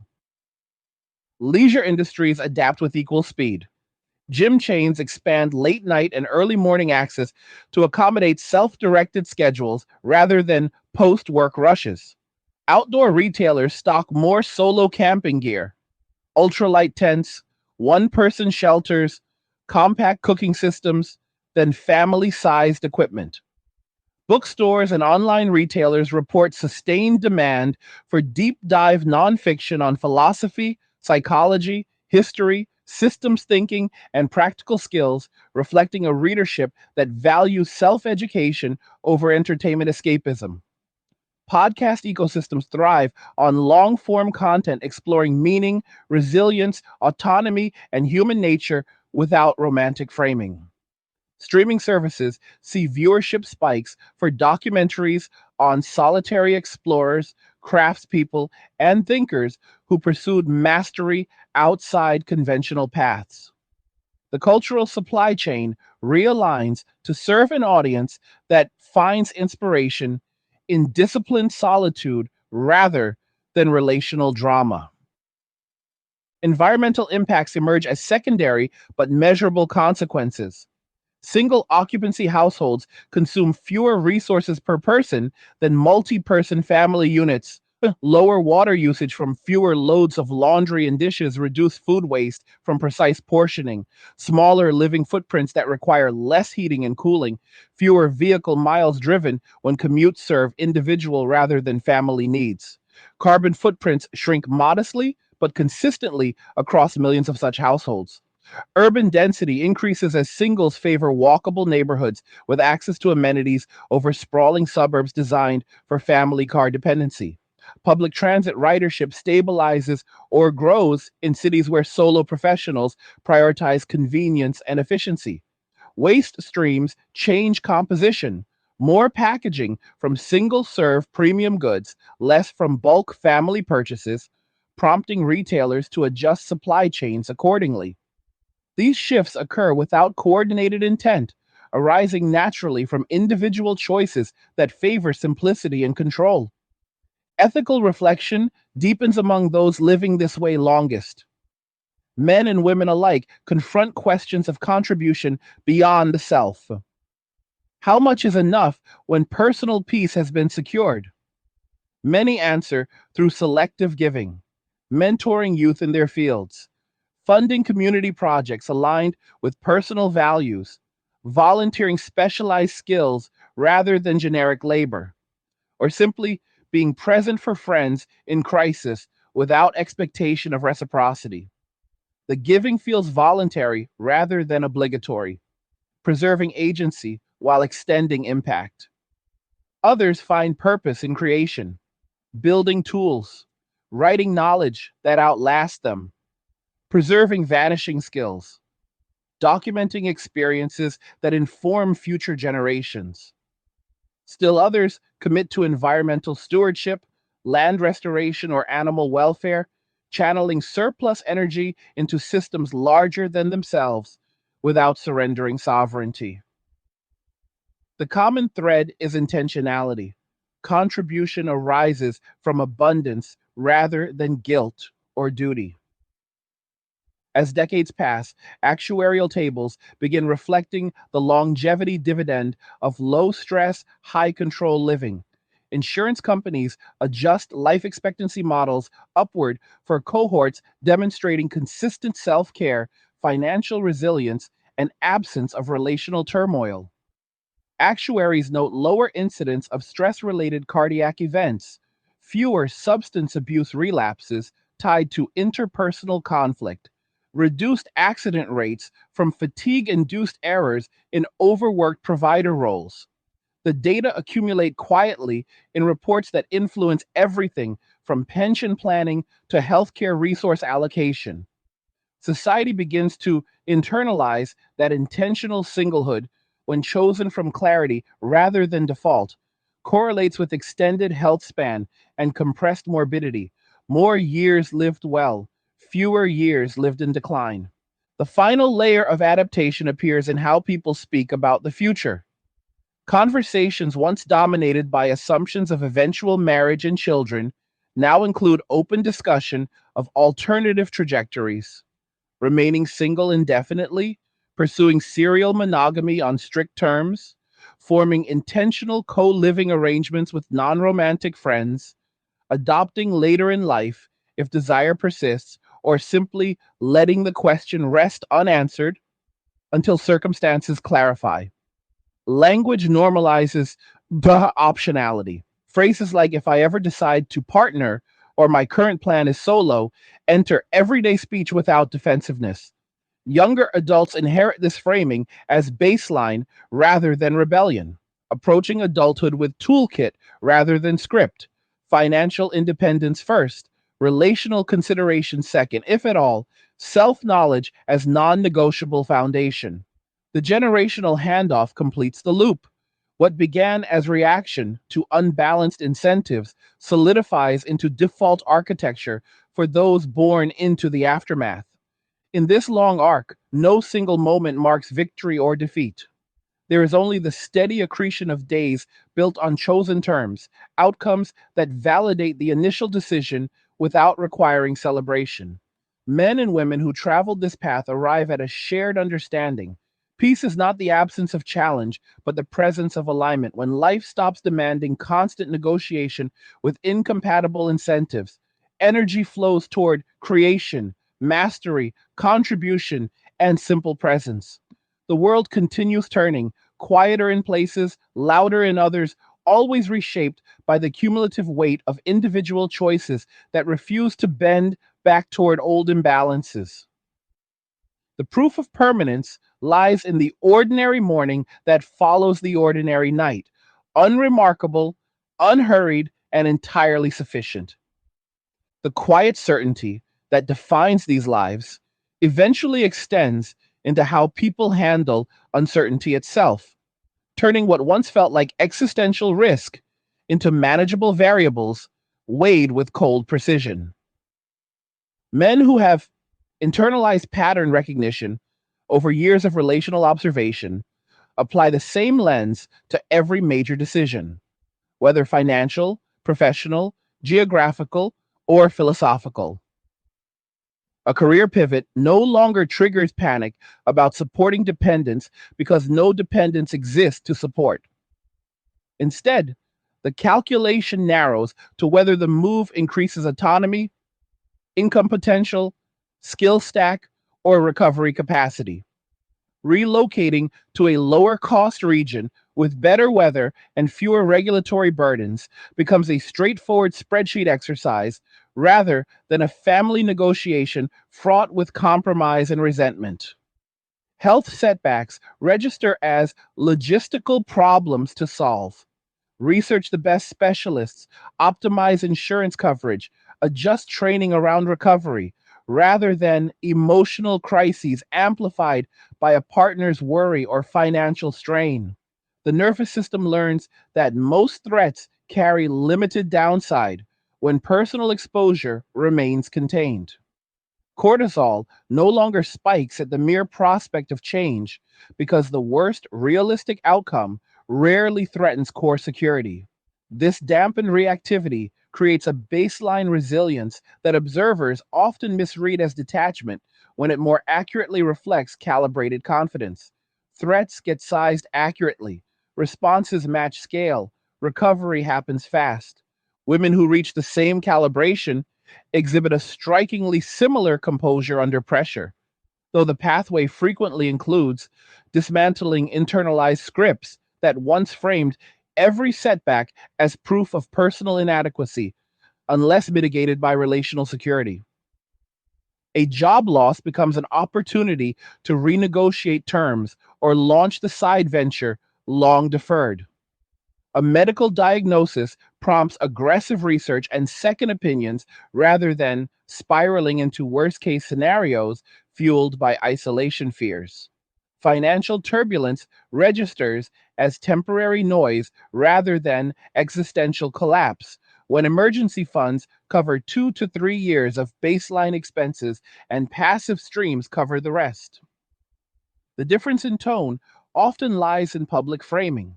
Society still tends to romanticize women's resilience when it involves overcoming relational hardship, while men's equivalent stoicism gets labeled coldness or avoidance. Yet both groups arrive at the same practical endpoint. Uncertainty no longer owns them because they own their contingencies. Life becomes a series of probability distributions rather than a morality play. And decisions optimize for highest expected value across time rather than emotional comfort in the moment. This probabilistic mindset reshapes risk appetites in unexpected directions. Men who once avoided entrepreneurship because it threatened family stability now launch ventures with asymmetric upside: software tools, content platforms, niche e commerce, consulting practices, knowing that failure costs only time and capital they can replenish, while success compounds freedom exponentially. Women similarly embrace calculated gambles, quitting stable but soul draining corporate roles to build agencies, investing in real estate syndications, writing books that may or may not find audiences, or pivoting into high margin freelance niches. The shared trait is tolerance for volatility when the floor remains high and the ceiling stays open. Traditional safety nets, corporate ladders, union protections, government pensions lose appeal when personal buffers provide superior insulation. Risk becomes ally rather than enemy because downside remains bounded while upside scales with effort and skill. Education systems feel the downstream pressure as students increasingly question credentials that promise provider status without guaranteeing it. High school boys gravitate toward dual enrollment programs, trade certifications earned before graduation, or online skill stacks in coding, digital marketing, copywriting, or data analysis that deliver paid work within months rather than years. Parents who push 4-year degrees encounter resistance framed in economic terms. Return on investment calculations showing six-figure debt against uncertain earnings in oversaturated fields. Guidance counselors adapt by stocking brochures for apprenticeships, boot camps, and micro credentials from industry leaders rather than solely university catalogs. Young women mirror the pragmatism, though often with added emphasis on credentials that confer portable power: nursing licenses, accounting designations, tech certifications, law degrees aimed at solo practice, because they understand that financial independence must precede any consideration of partnership. Both cohorts treat education as tool acquisition rather than status signaling, shortening timelines and minimizing sunk costs. The dating remnant that persists operates under rules so stringent they border on contractual. Men who engage do so episodically and with explicit frameworks: defined time horizons, mutual financial independence from day one, veto power over escalation, full transparency around past patterns and current intentions. Women who accept these terms tend to be those who have already internalized sovereignty and view partnership as enhancement rather than necessity. They counteroffer with their own non negotiables: equal emotional labor, zero tolerance for inconsistency, preemptive legal discussions if cohabitation ever enters the picture. The resulting arrangements feel more like strategic alliances than romantic fusions. Clear roles, measurable contributions, regular performance reviews framed as check ins, exit clauses exercised without shame when alignment slips. Drama stays low because both parties retain independent escape velocity. Commitment lasts only while value exchange remains positive sum. Observers sometimes label these dynamics cold or transactional, yet participants describe them as honest, stripped of illusion, built on observable behavior rather than hope. Sex, when it occurs within these frameworks, sheds much of its former emotional loading. Men approach it as high value recreation requiring alignment of logistics, attraction, trust, and mutual risk tolerance rather than proof of worth or pathway to bonding. Many maintain long periods of deliberate celibacy when the effort to reward ratio dips below threshold, channeling libido into training intensity, creative flow, or simple acceptance of the drive without urgency to discharge it. Women similarly detach sexual expression from relational validation, pursuing encounters that satisfy physical and psychological needs without implying future obligation. The shift reduces performance anxiety, coercion dynamics, and post encounter resentment because expectations stay explicit and contained. Intimacy becomes optional luxury rather than core identity marker, freeing both genders to derive meaning from other domains. Urban planning departments notice the demographic footprint in zoning revisions and infrastructure priorities. Cities approve more micro unit developments, efficient studios with premium finishes aimed at single professionals who value location over square footage. Bike lanes, pedestrian corridors, and public spaces designed for solo use, reading nooks, outdoor fitness stations, quiet contemplation gardens proliferate alongside traditional family playgrounds. Mixed use neighborhoods gain favor because they minimize commute time and maximize spontaneous access to culture, food, and services without car dependency. Single adult households drive demand for co working spaces within walking distance, rooftop community terraces that facilitate low commitment interaction, and 24-hour gyms that accommodate unconventional schedules. Planners project slower suburban expansion and denser cores as the default growth pattern for the next several decades. Tax and welfare systems face structural stress tests as fewer households qualify for family based deductions, credits, and benefits. Governments experiment with individual centric policies, universal basic services rather than family targeted transfers, tax treatment that rewards personal savings and investment over dependent support, pension structures that assume solo retirement rather than spousal survivorship. Debates intensify around whether to incentivize family formation through direct subsidies or to accept lower fertility as permanent and adjust infrastructure accordingly.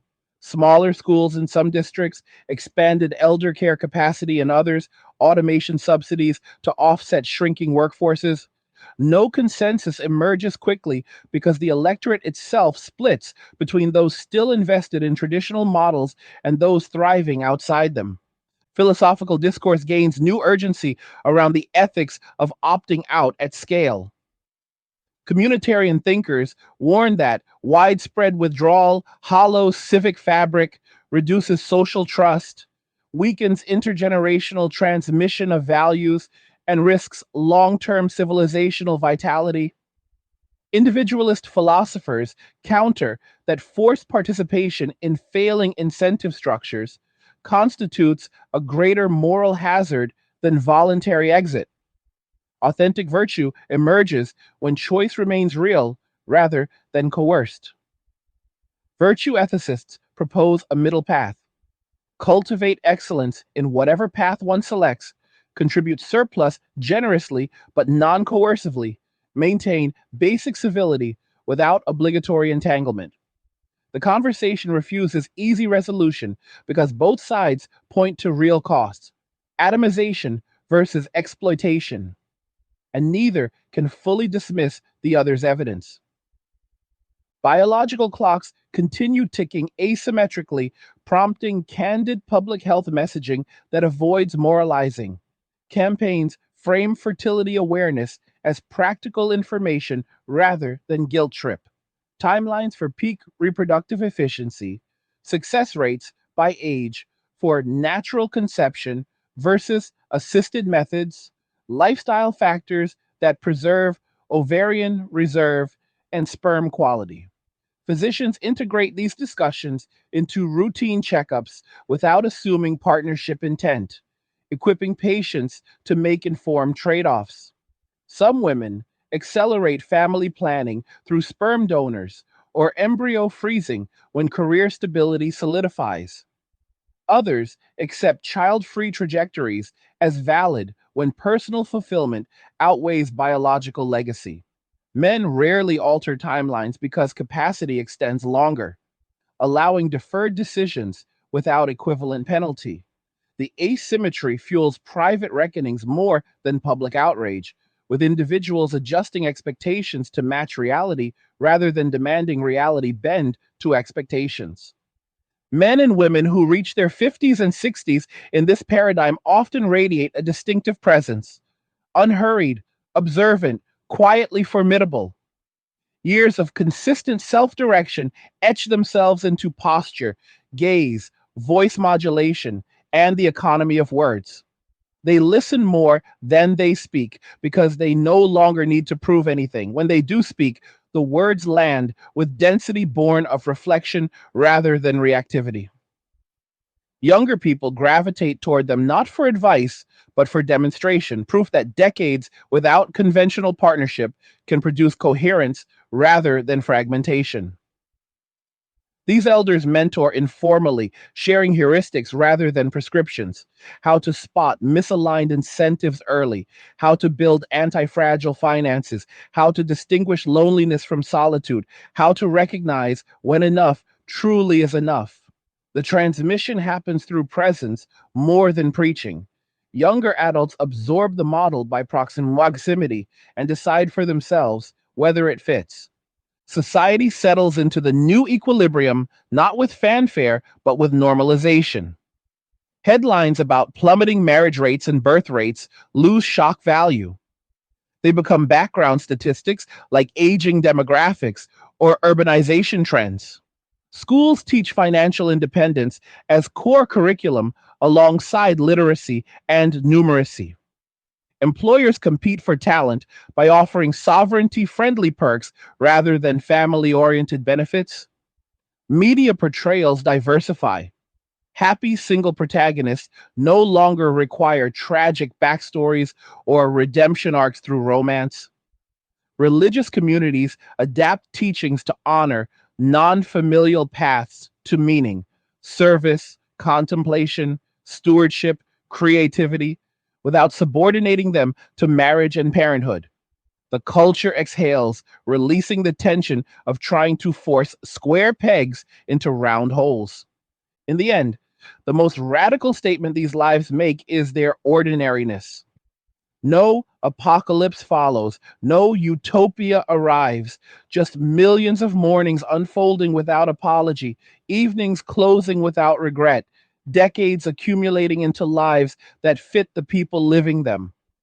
The anger that once fueled withdrawal softens into indifference, not callousness, but recognition that energy spent fighting old battles distracts from building new realities.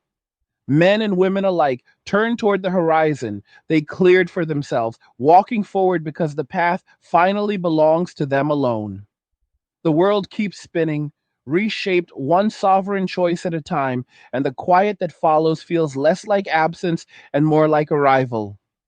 The long arc of this transformation reaches its natural conclusion, not in dramatic reversal or triumphant declaration, but in the steady normalization of lives that once seemed radical and now simply exist.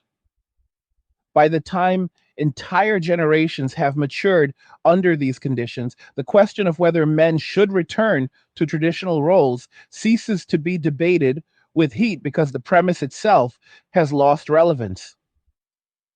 The incentives that once pulled men toward provider status, social approval, legal protections, economic rewards tied to family formation, cultural celebration of sacrifice, have eroded so thoroughly that their absence registers as baseline reality rather than grievance.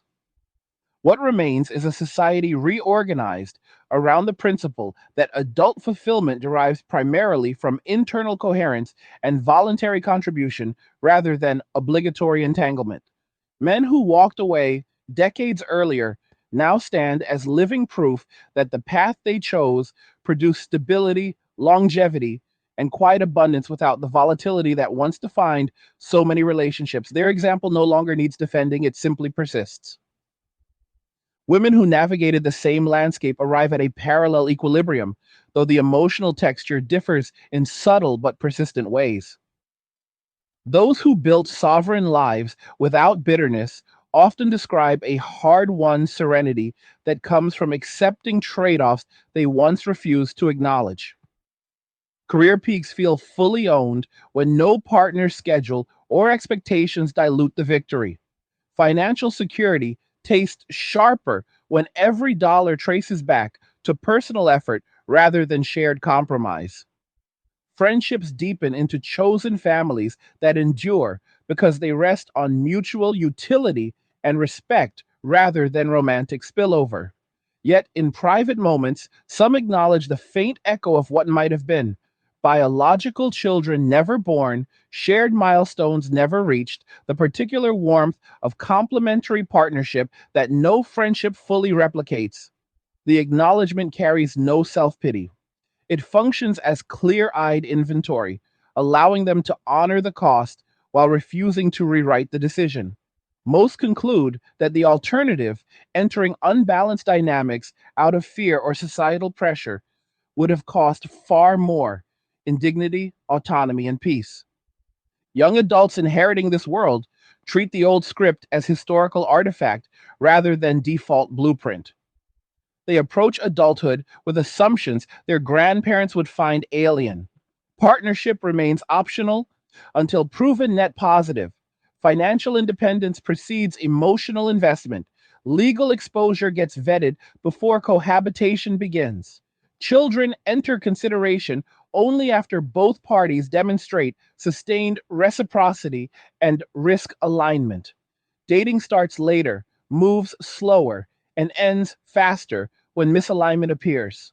Many young men bypass traditional pursuit entirely, focusing on skill mastery, asset building, physical optimization, and global mobility while keeping romantic options as low priority experiments rather than life organizing quests. Young women mirror the pragmatism, treating potential partners as collaborators rather than saviors, demanding proof of emotional consistency and financial discipline before lowering boundaries. Courtship, when it happens, resembles business negotiation more than fairy tale romance. Mutual due diligence, clear deliverables, performance clauses, and termination rights exercised without drama. The resulting low volume of pairings surprises no one who understands the math. Quality trumps quantity when the cost of error has grown so high. Institutions complete their long adjustment to the demographic reality. Elementary schools consolidate as enrollment plateaus or declines in regions with sustained low fertility. Class sizes shrink in some districts, while others repurpose buildings into community centers or adult education hubs. Universities pivot toward lifelong learning models, micro credentials, executive programs, skill refresh boot camps, because traditional 4 year degrees serve a smaller cohort, and career trajectories demand continuous adaptation rather than one time qualification. Hospitals expand geriatrics and chronic disease management, while fertility clinics scale back in anticipation of fewer delayed pregnancies requiring intervention.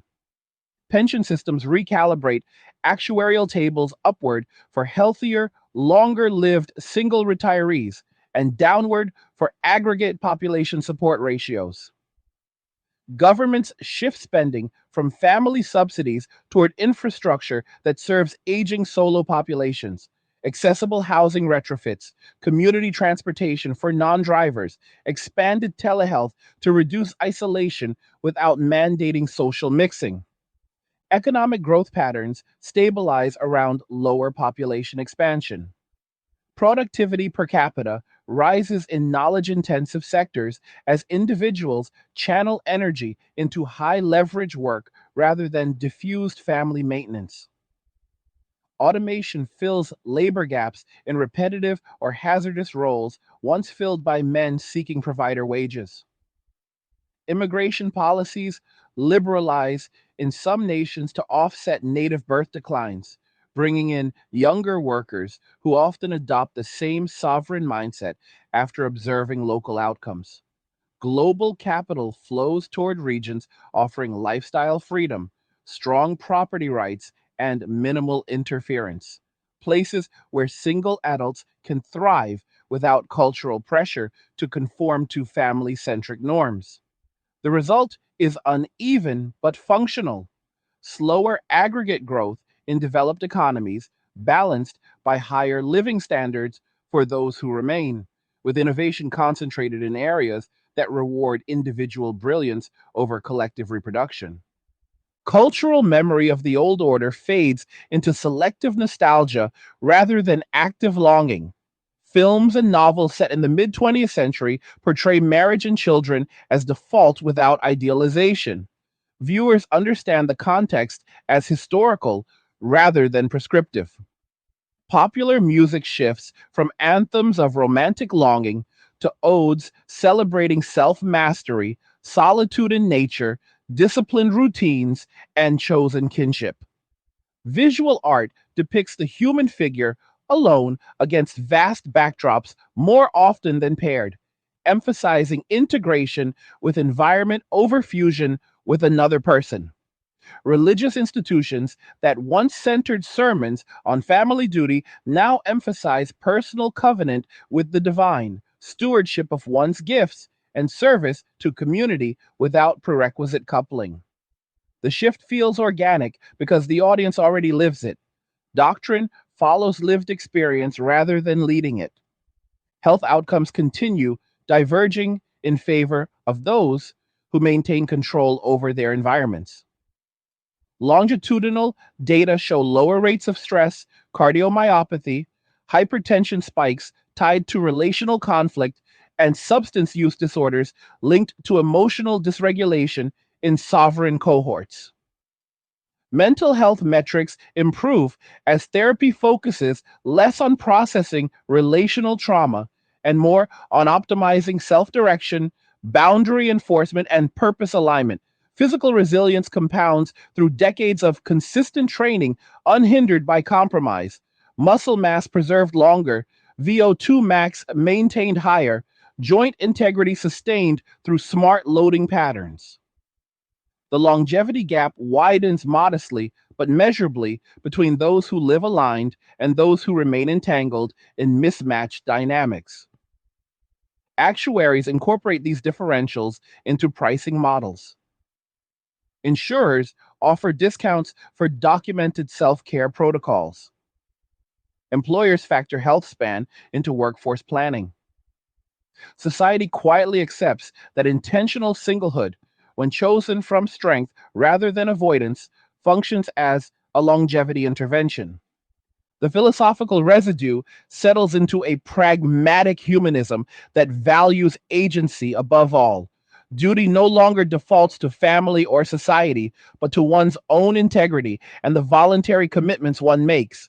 Contribution flows from surplus rather than obligation. Generosity arrives without strings because the giver retains full sovereignty. Meaning derives from mastery, creation, stewardship, and presence rather than reproduction or romantic fusion. Suffering gets framed as information rather than punishment, evidence of misalignment to correct or boundary to enforce.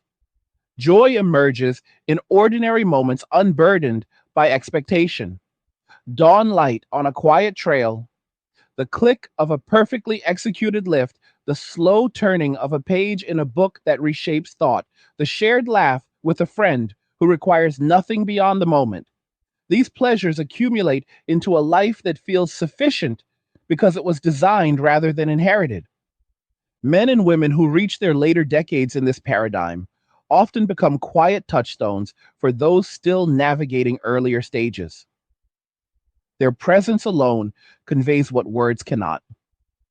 Decades of sovereignty produce coherence rather than eccentricity, vitality rather than decline, generosity rather than bitterness. They host informal gatherings where conversation ranges across philosophy, mechanics, history, and human nature without agenda or posturing. Younger visitors leave not with prescriptions, but with permission. Permission to prioritize self alignment, to walk away from draining dynamics, to build slowly and deliberately rather than rush toward conventional markers. The mentorship happens through demonstration, a well kept home that serves one person perfectly, a body maintained with care, a schedule that bends to no external clock, a mind that remains curious and clear. The lesson lands deepest when unspoken.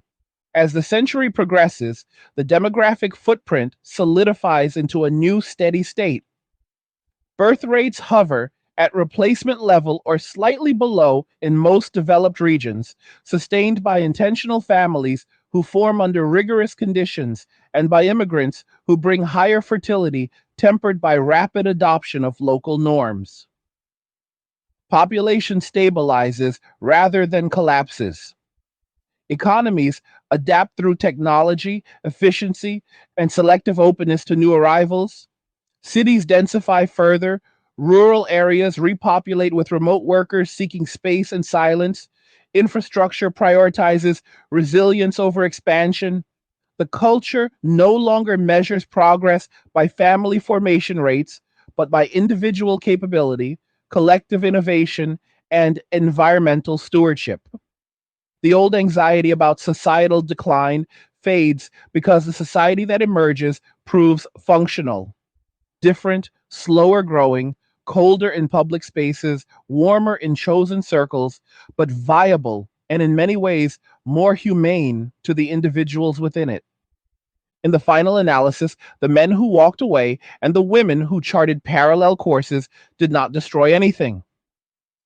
They simply refused to sustain arrangements that consistently extracted more than they returned. By stepping back, they forced the world to reveal its true incentives, adapt to reality, and reorganize around principles that better match human nature as it actually operates under modern conditions. No villain orchestrated the change, no hero reversed it. Millions of rational actors followed observable patterns to their logical endpoint and built lives that fit.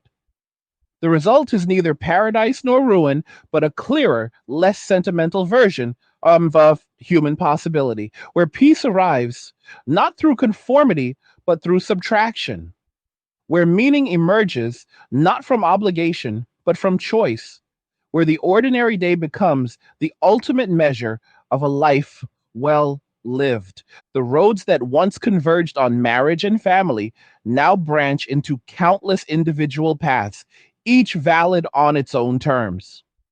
All of them lead to the same quiet destination, a morning that belongs entirely to the person waking in it, an evening that closes without unresolved tension, a life that answers to no one but the one living it. The anger that once burned hot has long since cooled into indifference, not apathy, but recognition that the game changed permanently, and playing by old rules no longer makes sense. What remains is the steady rhythm of sovereign days stacking into sovereign decades, each one sufficient, each one chosen, each one proof that walking away was not the end, but the beginning of something truer. If you've made it this far, shout out to the 1 hour gang. You're the real ones who stuck through the entire discussion. If you're enjoying these angry guy breakdowns, you can show some support by buying me a Red Bull using the link in the description. I'd appreciate it more than you know. Drop a comment below. What did you think about everything we covered today? Do you agree with the direction society is heading, or do you see a different outcome coming? Share your thoughts honestly. I read everyone. Like the video if you like it. Don't forget to subscribe. And if you like the video, share the video. And just remember that all roads lead to MWA, men walking away, and cheers. Nothing says you care like crypto. Nothing can compare. Nothing says you care like crypto. Oh, nothing can compare to crypto.